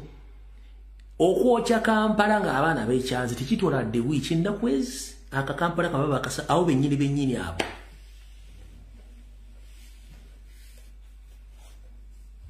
Lwakuba temwagala kitegeera. Kiki ekiviirako kino? Ekiviirako kikino. Obukulembeze lugoye olukyusibwa buli kaseera, wabula mwe temwagala kituukiriza. Abakulembeze okulwa mu bukulembeze mukola ensobi nnyingi nnyo. Gamba okuloosa bannaasi ky'obuyinza tebusobola kukyusa mu mirembe, ekyo kikyamu. Era tewali ggwanga likyusa mu buyinza mu mmundu ne kulaakulana, n'ekyo kikyamu. Abantu bangi bagezezzaako bagamba muve mu bukulembeze ng'obudde bukyali mugaanyi. Ekizibu munyooma nnyo. Mulina abantu abakuutira akadingidi ku mitimbagano ne ku TV ng'ababuzaabuza, naye ng'ekituufu bakimanyi. Ng'oyagala okumanya nti mweyolekedde obuzibu. Gavumenti ezaavaako zonna kasita zirozinga love. Naddala mu Buganda, gavumenti eba egenze. Bano be mwasindise basseddugge n'abaana abantu bammwe tebalina tetubamanyi. They are not among us. Because they are well off. The biggest number of people who stay in Central Region, they are poor. They are treated badly. Buli kimu bwe kibajjeeko. So the moment government yonna losing a central power yayo weetudde, eba tekyasobola kwekisizitinga. You can use power, osobola okukozesa buli kimu, naye you can't stay in power for long. Mwandibadde mutulonye ne mulowooza nti emyaka 8 gye tumazeemu. Kiki tuzzaako? Temusobola kitegeera. Naye okalya ddaka ddadda, time egenda kujja mujja kitegeera. Katuveeko kaawo.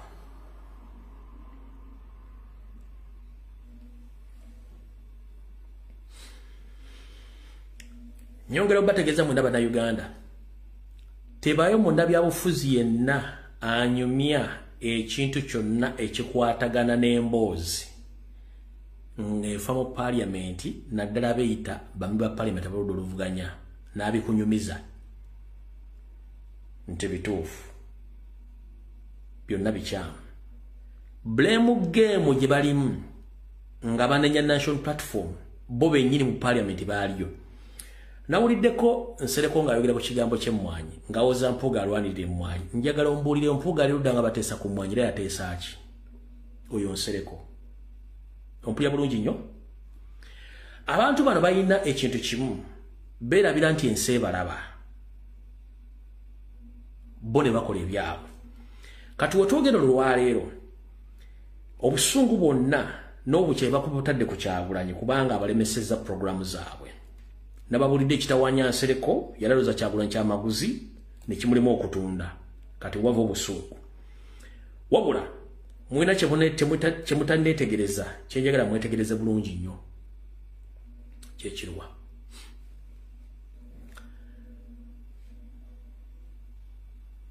Nababulidde ku lunaku olw'Essande nti mu mateeka amatuufu ku bonna bali mu kibiina kya ADF temuli muntu ateekeddwa kuteekawo ofiisi yo n'okutwala ekifo kyonna olw'ensonga bonna bakulembeze mu bibiina ebirala okuba nti bo gwe mulimu gwabwe gavumenti gye bakolera tewali asobola bavunaana. Ekyo ne kiggwa. Gw'obadde okimanyi nti for the first time in the world history political party esoose okuba ng'erina ba-subscribers nga you subscribe every month depending on the money you paid or the money you paid to get that political party card. Nti ekibiina kya Mpuuga ekya ADF kyekibiina ekisoose mu nsi yonna okuba nga you have to subscribe ng'okisasula buli mwezi. Kitya wulira bulungi nnyo. Cards weziri, card esookerwako esasulwa 15,000 buli mwezi. kati siza bulijjo zino za njawulo kwagamba ebibiina bino obiraba okuyimirirawo okukiddukanya ebibiina obiyimirizibwawo ssente abantu baffe osanga omuntu akubuuza ekibiina kye kimukoledde tamanyi nti ye alina okukikolera kibeewo okukikola yensonga lwaki twataddewo ekyo ate omuntu buli wasonda akasente ke muli ekintu aba akiwulya akakikola tetugenda kukwata buyinza nga tewali ssente zikola mirimu yensonga lwaki tugamba 5 situkomaawo waliwo wa bronze tulinawo owa silver yewemeka owa silver asasula emitwalo wa mutwalo buli mwezi emitwalo 12 omwaka then tufunayo owa gold kadi ziba zifaanagana ekikula naye nga zawukana owa gold oyo awa emitwalo 5 buli mwezi then tulinayo aba platinum abo mwaka kakadde okudda waggulu mukulu Sadugge singa akoledde ddala kyaki oba business ne tumanya 1 does it apply in the law of Uganda? Does it apply anywhere in the laws of Uganda?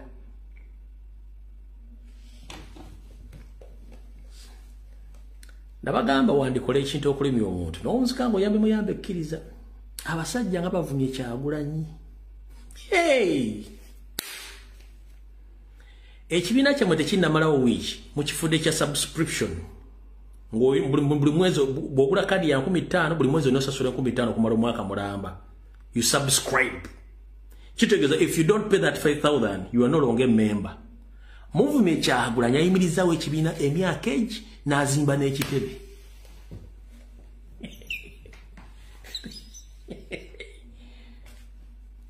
Sadugge wandibadde okola kyakirumu ekyo ne kiggwa Uganda Electoral Commission njagala muve mu nnyonnyole waliwo ekibiina ky'obufuzi nga kirina subscription fee of every month nga ba members balina okusasula ssente ezo nga service fee. Does it apply anywhere in any political party in Uganda? Monsiona sikimanyiyo. Seddugo wandibadde okola kyakirumu ne tumanya nti basolooza birabo. Muvube Kyagulanyi ebbanga lyonna gayinga asirisa batunuulidde. Nawe kati mutegedde ekibayita okumanaginga political party just 1 week mutandise okifula subscription party.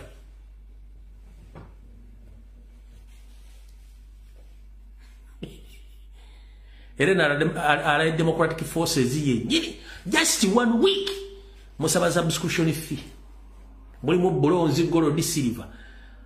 My friend, teri kibiina nga kirimu levels of supporting political party ebeera ne uniform uniform membership. Kyokora nti ekibiina kya National Card ya siringi 10,000 oba ndowooza 10 baba ya 2,000 baya 10,000. Kade National Platform ya 10,000 ya 2,000 yani nasoka jigula 10,000 kati sima ya 2,000 soka 10,000 ne ya luberera eyabano ya bagay. It's every month you subscribe. Mwandi badde mukola mu church. Ne move machagula ne mutekawa ne mu ekibiina kima 7 days muri mukulajana.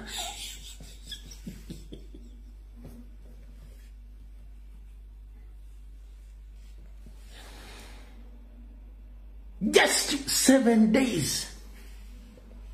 Ekibiina mu kifudde kya subscription. Era nga bagiri emizejja muwabbe bitanti bikumala bakwada obwimbunante bukumala era ne bamemba bangambe ya 10 eyabana ya 15 ate ya buli mwezi you pay every month mbokuba mujja babuze ekibiina kibayambye eki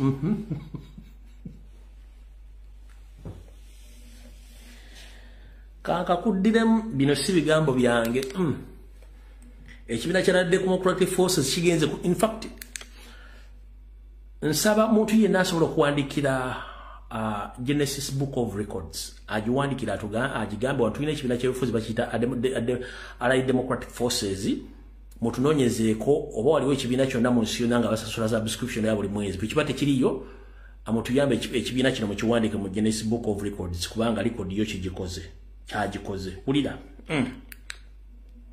cards weziri card esookerwako esasulwa 15,000 buli mwezi kati siza bulijjo zino za njawulo kwagamba ebibiina bino obiraba okuyimirira okukiddukanya ebibiina obiyimirizibwawo ssente abantu baffe osanga omuntu akubuuza ekibiina kye kimukoledde tamanyi nti ye alina okukikola ki okukikolera kibeewo okukikola yensonga lwaki twataddewo ekyo ate omuntu buli wasonda akasente ke muli ekintu aba akiwulya nga kikola ki kivunaanyizibwako tetugenda kukwata buyinza nga tewali ssente zikola miki mirimu yensonga lwaki tugamba 5 situkomaawo waliwo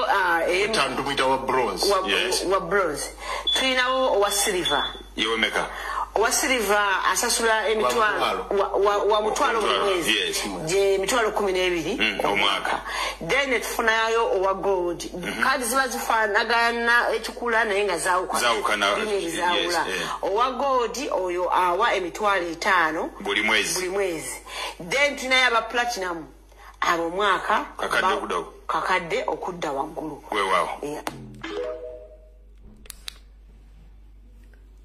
kati bw'omuntu bw'asasula 5,000 omutwalo 5 n'akakadde omuwerako oxygeni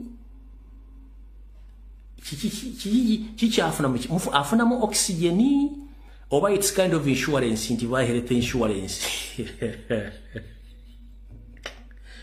nemwe ati mwatunyalira mbwenu kati bw'osasula buli mwezi ofuna oxygeni. Which service do you get after paying that money monthly? Nemuvuma omwana mulenzi muba muzukulu wa Buganda asirise tanyega asirisa abatundu kali mu ekibiina kyammwe kya subscription mulinga YouTube channel. You have to subscribe.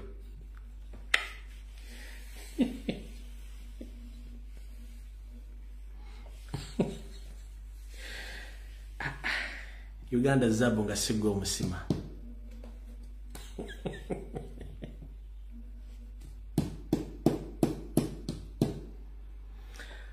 Waliwo yankubidde simu nange lumbuye Kyagulanyi yalwaludda wa lwaki yalwawo twalitegedde ebintu bino ne mugamba ne buli kintu kiriko entandikwa n'enkomerero Kyagulanyi okujja yali essaawa entuufu kadajja mugamba wa egenda otaasa abantu bali mu kizikiza kale kujja okujja ebintu bino genda ku website ya Genesis Book of Records bawandikiro bagambe bakubule waliwo ekibiina kyonna ekisasula ekibiina ky'obufuzi nga basasula subscription fee every month bwekiba tekiriyo mbagambe tulina ekibiina mu Uganda bakiyita Allied Democratic Forces kyabayeekera buli mwezi osasula subscription nekisinzira sente mmeka balina kaadi eza gold bronze n'ebirala byonna ng'osasula buli mwezi kati yo Genesis Book of Records eyo ejja wa certificate ekibiina ekisookeredera mu nsi yonna okubanga you subscribe nenze mbuuza bakulu eyo chachi restaurant insurance company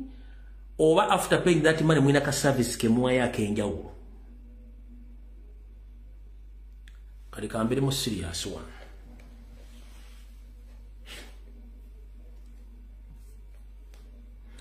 atandayita yatenda nyina okufumba kasajja katono okanyomera mitala wa mugga mpuga olabye kibayita okuddukanya political party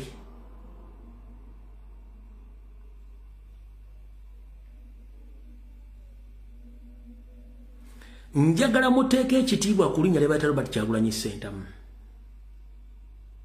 ekituufu kiri nti musajja muno bw'akusinga ekigere togiyita njovu mukazi muno bw'akusinga obulungi tomuyita mekako tomuyita Caroline lwaki National Reverse Movement yalimu okuzimba ekitebe Democratic Party yalimu okuzimba ekitebe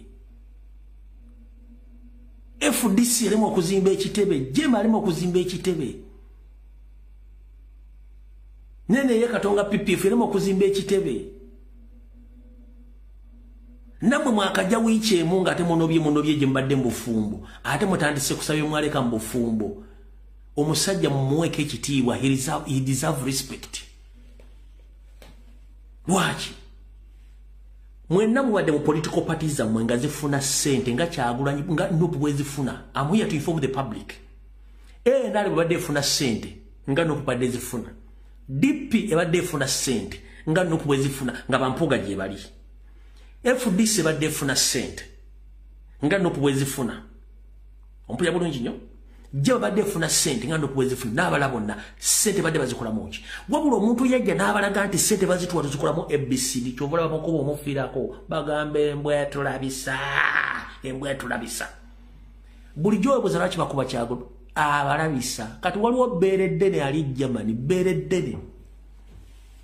Beereddene ali Germany kati refugee. Agamba nti ayagala kujjako Museveni. Naye ng'ekikulu akimanyi ali ku perolo ya Museveni nga n'ekibadde kimuleetanga e Nairobi abadde akima ssente ze antiiro bwe badde bamufuulidde obugere. Oyo temuwabudde muleke kubanga ali awo aga naaga. Ekyali kibadde kimutwalanga e Nairobi abadde ajjanga kukima mu ssala kubanga ssente ze badde basobola kusizinga ku akawunti ye bajja mbuza refugee ofuna otya ssente mu Uganda okola mulimu ki. Yalina kujjanga wa Nairobi kukima ssente. Tukono baali bamukutte kati yabivuddemu bananaazimuleetera yamanyi. Noza mutegedde lwaki Beereddene alemera ku Kyagulanyi. Yatta bizinensi zaabwe zonna n'azitta. Ate kibangako ekitebe kirina ample parking space ennene wasobola okutula abantu omutwalo gumu. Genda ewaabwe kwali ekyaddondo, genda ekyaddondo wali ewaabwe, genda ewa Museveni ku kitebe kya NRM, genda ku FDC. Ekitebe kya DP kiri luddawa? Bali luddawa? Kati bw'otulula factors zonna balina kukuba Kyagulanyi bakomuledi mulwane nnyo. Factors zonna eziraga nti Kyagulanyi abasajja b'export balinamu kuba mufiirako, balinamu teekako malisi, balinamu teekako propaganda, balinamu teekako buli ekyetaagisa.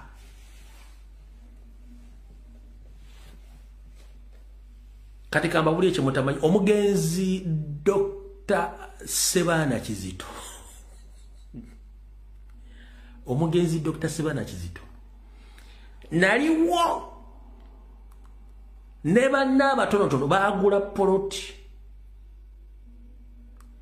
Emmengo opposite egombola y'Erubaga ku kikuba ekiweta okudda ku St. Lawrence kusomera St. Lawrence University waliwo poloti oba yali fuuti 15. Sebaana Kizito yagigula nga balina okuzimba ekitebe kya DP. Ettaka eryo likyaliwo. Sebaana Kizito lireka aguze. Sebaana Kizito ettaka lya Ssebu ng'aligulidde DP likyali waawo. Opposite mulaba mayiro ya Kabaka eyo. Kati bw'otuuka kugombola Lubaga mu bwenyi bwayo essayidi eno waliwo ekikuba ekikiri ekigenda ku St. Lawrence. Oba wakakivaako bw'oti poloti yali ya 1,000 naliwo nga bagisimbako ejjinja naliwo. Simanyi oba ekyaliwo kuba emyaka gye maze nga siri Kampala sikyagimanyi. Kati baboyi abasajja balina kukuba Kyagulanyi na Nuupu gifiirako. Mwe mbali temumanyi yeyo ensonga. Kati ne bagamba akasajja tukakoze tutya katuteekeri political parties bill era tukalemesa okufuna ssente. Ne kabagamba oba muzitwale sina kyenzeetaaza nja kwongera balabisa. Kati mulinde mu wiki 3 okuva kati bagenda kuleeta biru yani ya lumu nga bagamba bagenda kulwanyisa lupo mujja biraba mujja bijjayo mujja tegeera. Bino byonna kati nga bakulaza akafaananyi bonna balina kulwana muntu omu kubanga keeka agikubyemu ekituli agiyuzizza. Gwe njagala ombuulireyo tebanagenda kwewandiisa ola Museveni mu kugaba kati alinga Janzi. Bano bantu be babadde bagaba bintu bali katwe bagaba bintu.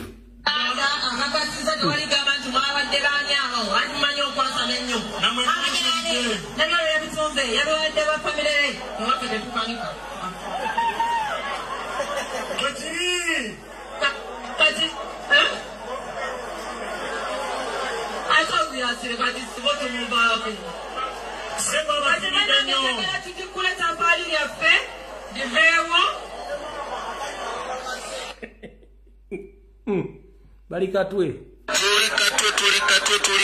President Museveni agabudde.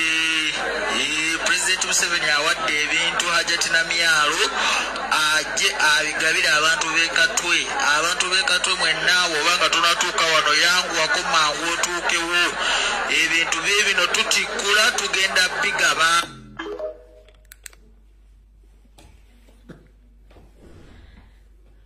Lwaki tebavuma Kyagulanyi mufiirako? They are spending billions before even campaigns.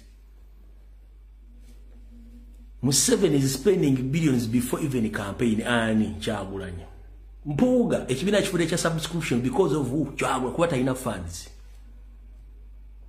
After 40 years mbu atwala ebintu ekota bisupplyinga.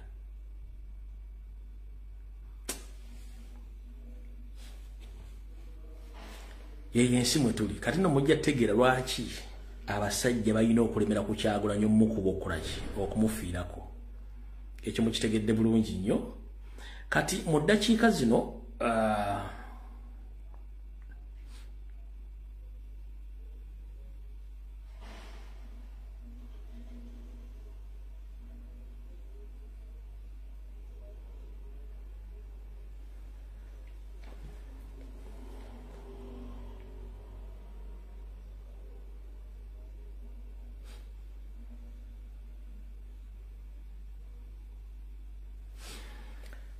mu ddakiika zino ezisembayo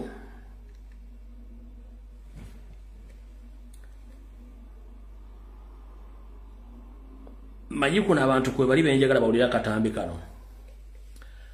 Natadde akatambi kano aka musajja wa Kabaka Aloysius Matovu Joy Senior nga alaajana abantu b'Emmengo bamuyambe olw'ebizibu byagwa ku muwala we Namasole nga omufere amufeze ne batunda ebintu bya Buganda byonna n'Emmengo ekyasirise.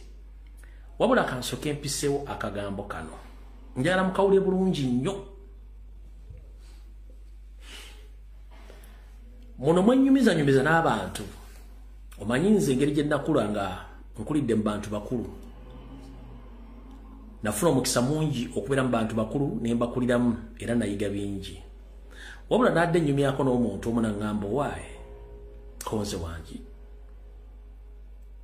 otubuulidde ebintu bingi nnyo ku myaka gyaffe naffe tuli bantu bakulu tubitegere. Nange olwaliro kankubulira ekigambo kino kitegeere nti watugamba Abaganda mannya ntukizuula nti kituufu ne mutusomesa akabano tukategedde nti katuufu ne mutula n'ebizibu by'akabano tubitegere. Naye bw'aleeta ekigambo Baganda mannya nti ye wamanyako lwaki abantu abali Emmengo beeyita babitiibwa nga n'ebitiibwa tebibaweebwanga nga bo bakyetekako bweteesi nti omuntu akola Emmengo alina kubeera wakitiibwa. Ne mugamba munange sikimanyi.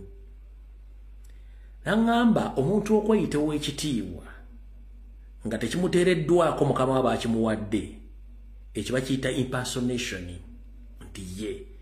Naŋŋamba oli okyegenderezaako ekigambo kibayita omuteeketeeke okimanyi? Konze omuteeketeeke nti ye. Naŋŋamba Abaganda tebatuteekateeka. Bateekateeka baana b'abanaku oba baana bagwira. Omuganda tebamuteeka. Omuganda azaalibwa Muganda. Ensonga za Buganda obulombolombo nenno naayonka buyonke era ebikolebwa mu makoba mu mpya byakulamanya era bikulu. Wabula omuntu gwe bateeseteese obuteesiteese gwe bayita omuteeketeeke kubanga abateeseteese muteeketeeke buki buteesiteesi nga bona owulira ekintu kye bayita okuteekateeka omuntu to arrange something. So those code abateeketeeke b'Emmengo bonna kabano si Baganda. Do you copy that?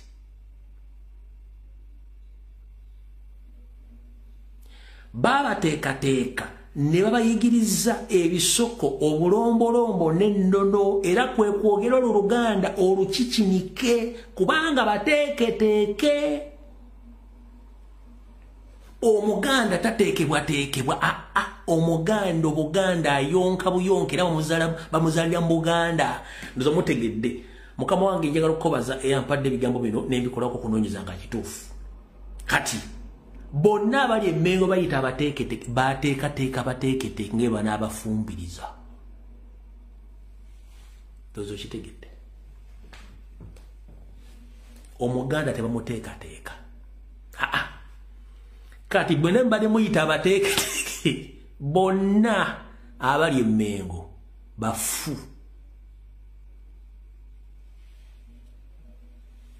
ku rigimu y'owekitiibwa Jjeddu Walusimbi ku rigimu y'owekitiibwa Mulwannyammuli simwogerere ku rigimu y'owekitiibwa Katikkiro Yawummula Ddaani Muliika mwawulirayo ekigambo omuntu yena gwe bayita omuteeketeeke oba bizze ku sayidi ku piriyodi y'amayiga kubanga yowazze bano abasajja bonna abadde beefuula nti baganda nga si baganda be baateekateeka. These are imposters. They were taught, they were lectured about the norms and the customs of Buganda, but unknowing it was very difficult to expose them to this level. Yensonga kibayita ebitiibwa ekitiibwa tebakikuyita ekitiibwa tokyeyita bakuyita kiyita okusinzira ku bikolwa byo naye oli bw'apanega ati nze ow'ekitiibwa kitegeeza nti ye yeeteeka mu kintu ekyo ky'atali.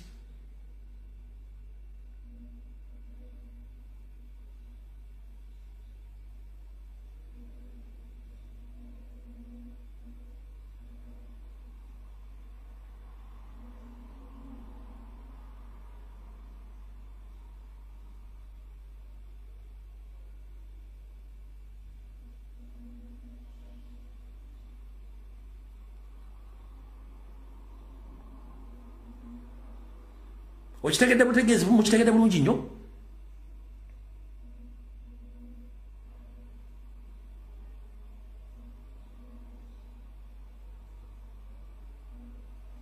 Bwe mba mmaze otegeera ensonga eyo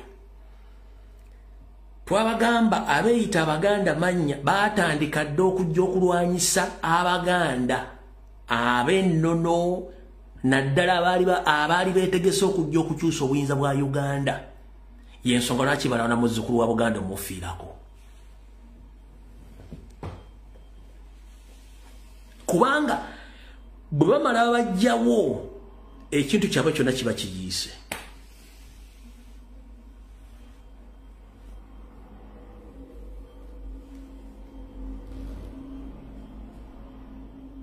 So ekigambo kibayita omuteeketeeke okitegedde bulungi nnyo n'ekigambo okweyita ow'ekitiibwa ebintu byo bitegedde bulungi.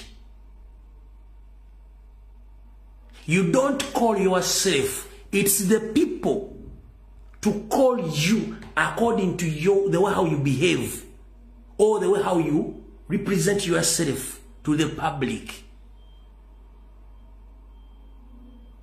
Bwe yisanga omuya bajja kuyita muyayi, bwe yisanga omuyigirize bajja kuyisanga omuyigirize, bwe yisa omubbi bajja kuyita mubbi. Kati bano abeeyita ab'ebitiibwa emmengo bonna si baabitiibwa.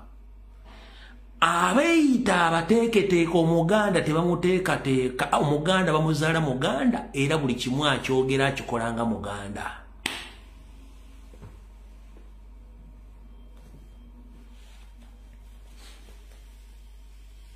Yensonga lwaki mpuga aba atambula akoma ku kitaawe.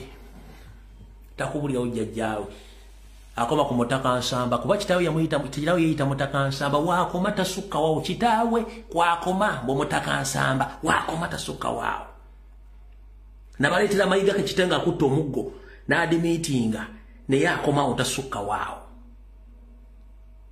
Genda ku Sseggona yali akolaze ekitaawe nnyina oba waasibuka.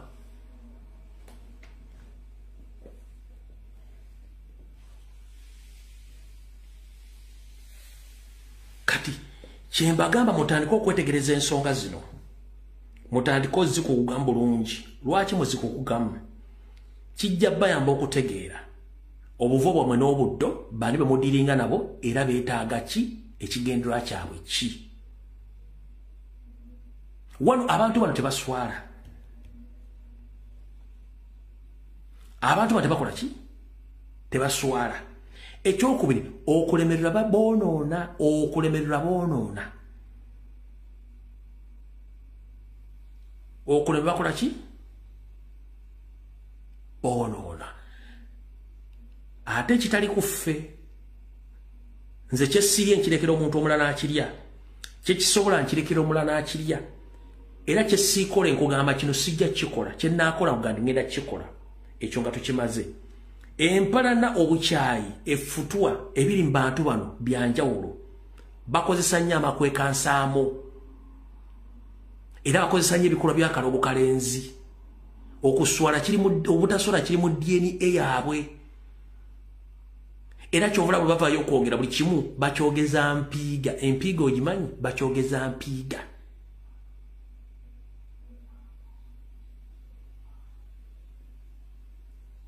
kati ndoza mutegedde n'olw'ensonga eyo njera bbaga buli omu wooli weetegereze tambula bulungi nnyo so saa temwotambuliramu n'abantu bategeere si buli lubobe lwa buugi nti ebeera mpolwe si buli lubobe lwa buugi nti ebeera mpolwe lwaki mwenna abaasomako mu masomero ffe nga tukyanya obuugi edda twakiyitanga kimpole amanyitamu yokutumiddeko ani amanyi ekimpole bw'omanyi ttaamu y'ekimpole oba wanywa obuugi wasukka ne kusomera kati wasomanga ekimpole bwanga omanyi ekimpole kitegeeza wanywa nnyo obuugi so amanyi ttaamu y'ekimpole tetwakiyitanga kimpole bwe bwalinga obuugi nti si buli lwalo lwa buugi nti ebeera mpolwe lwaki bwe bakuwa obuugi mu kikopo wattu bw'oba tobonywereddeewo mu ddakiika ezisooka bukwatako olw'obikungulu kati bukwata olw'obikungulu gwe ng'ojja eri omwo mwangu okukuba ku kikopo ng'owuuta kumbe ogenda kuwuutiramu olunnabe era ebiseera ebisinga obujwa bwokya bw'otabuwandula obeera muzira kati abantu bemulaba nti bateeketeeke ne mubayita abantu abo si badooza mosters batemu goba oyagala okumanya abantu bano nti batemu genda oyingire mu bubondo bwabwe obayingiremu owulye ebigambo bibavaamu ne boogera eri Kyagulanyi ojja kutegeera nti abantu bano si baffe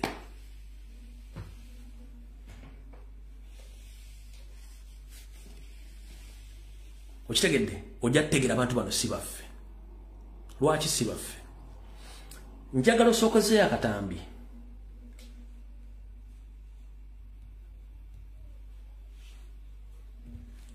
katambi ki kenjagala osookozeeyo keekano wano wammanga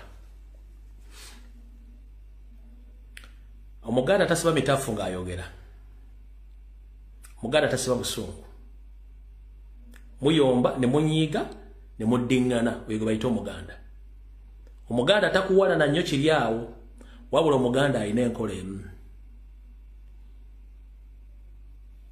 kyerabira omugambi naye tekyerabira mugambwa omuganda alina enkola emu kyerabira mugambwa oba tekyerabira muki mugambwa kikuzzayo nti ebikolobere bali mu kukola ku baganda tebabyerabira nga babimanyi balinze kadde budde bategeeza ababakolako ebikolobero nti bulijjo tulaba ate era tutegeera nga nfundikira mu ddakiika zino ebbiri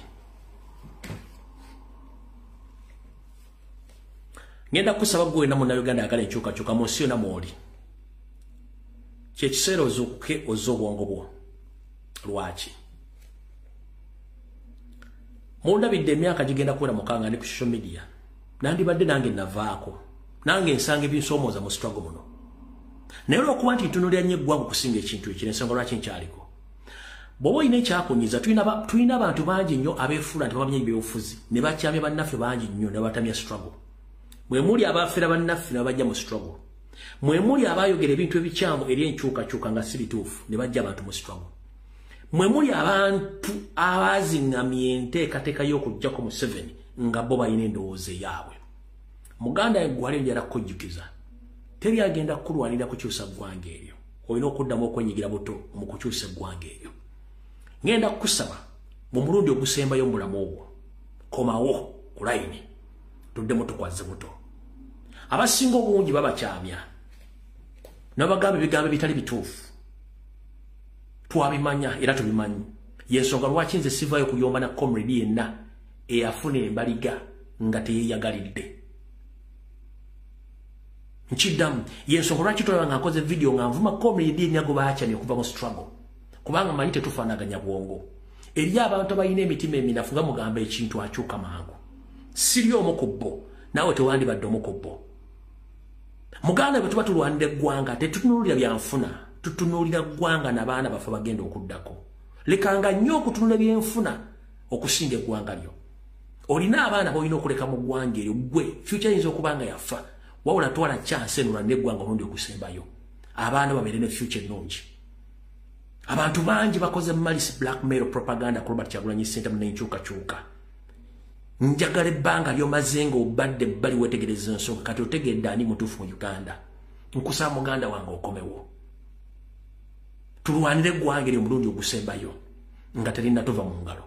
Ssemateeka wa Uganda akugamba nti mutaase nga talina kusobola kuva mu ngalo kumutaasa.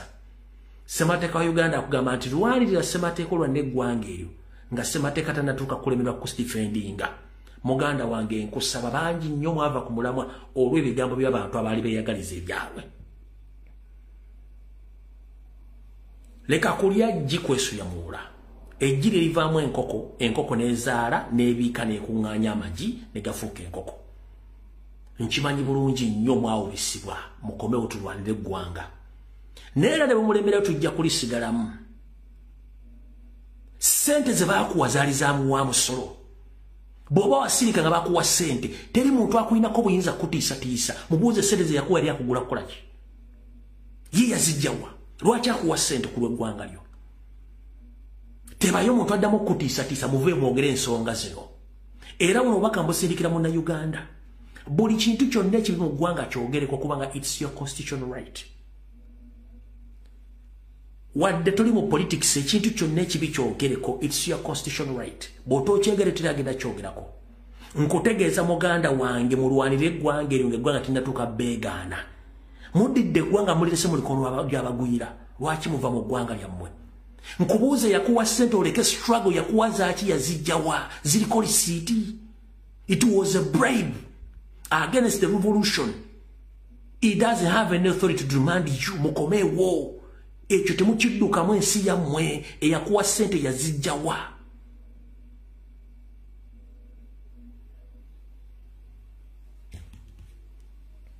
Video ewedde tusinkane ku Lwokutaano sawa 2 mweraba.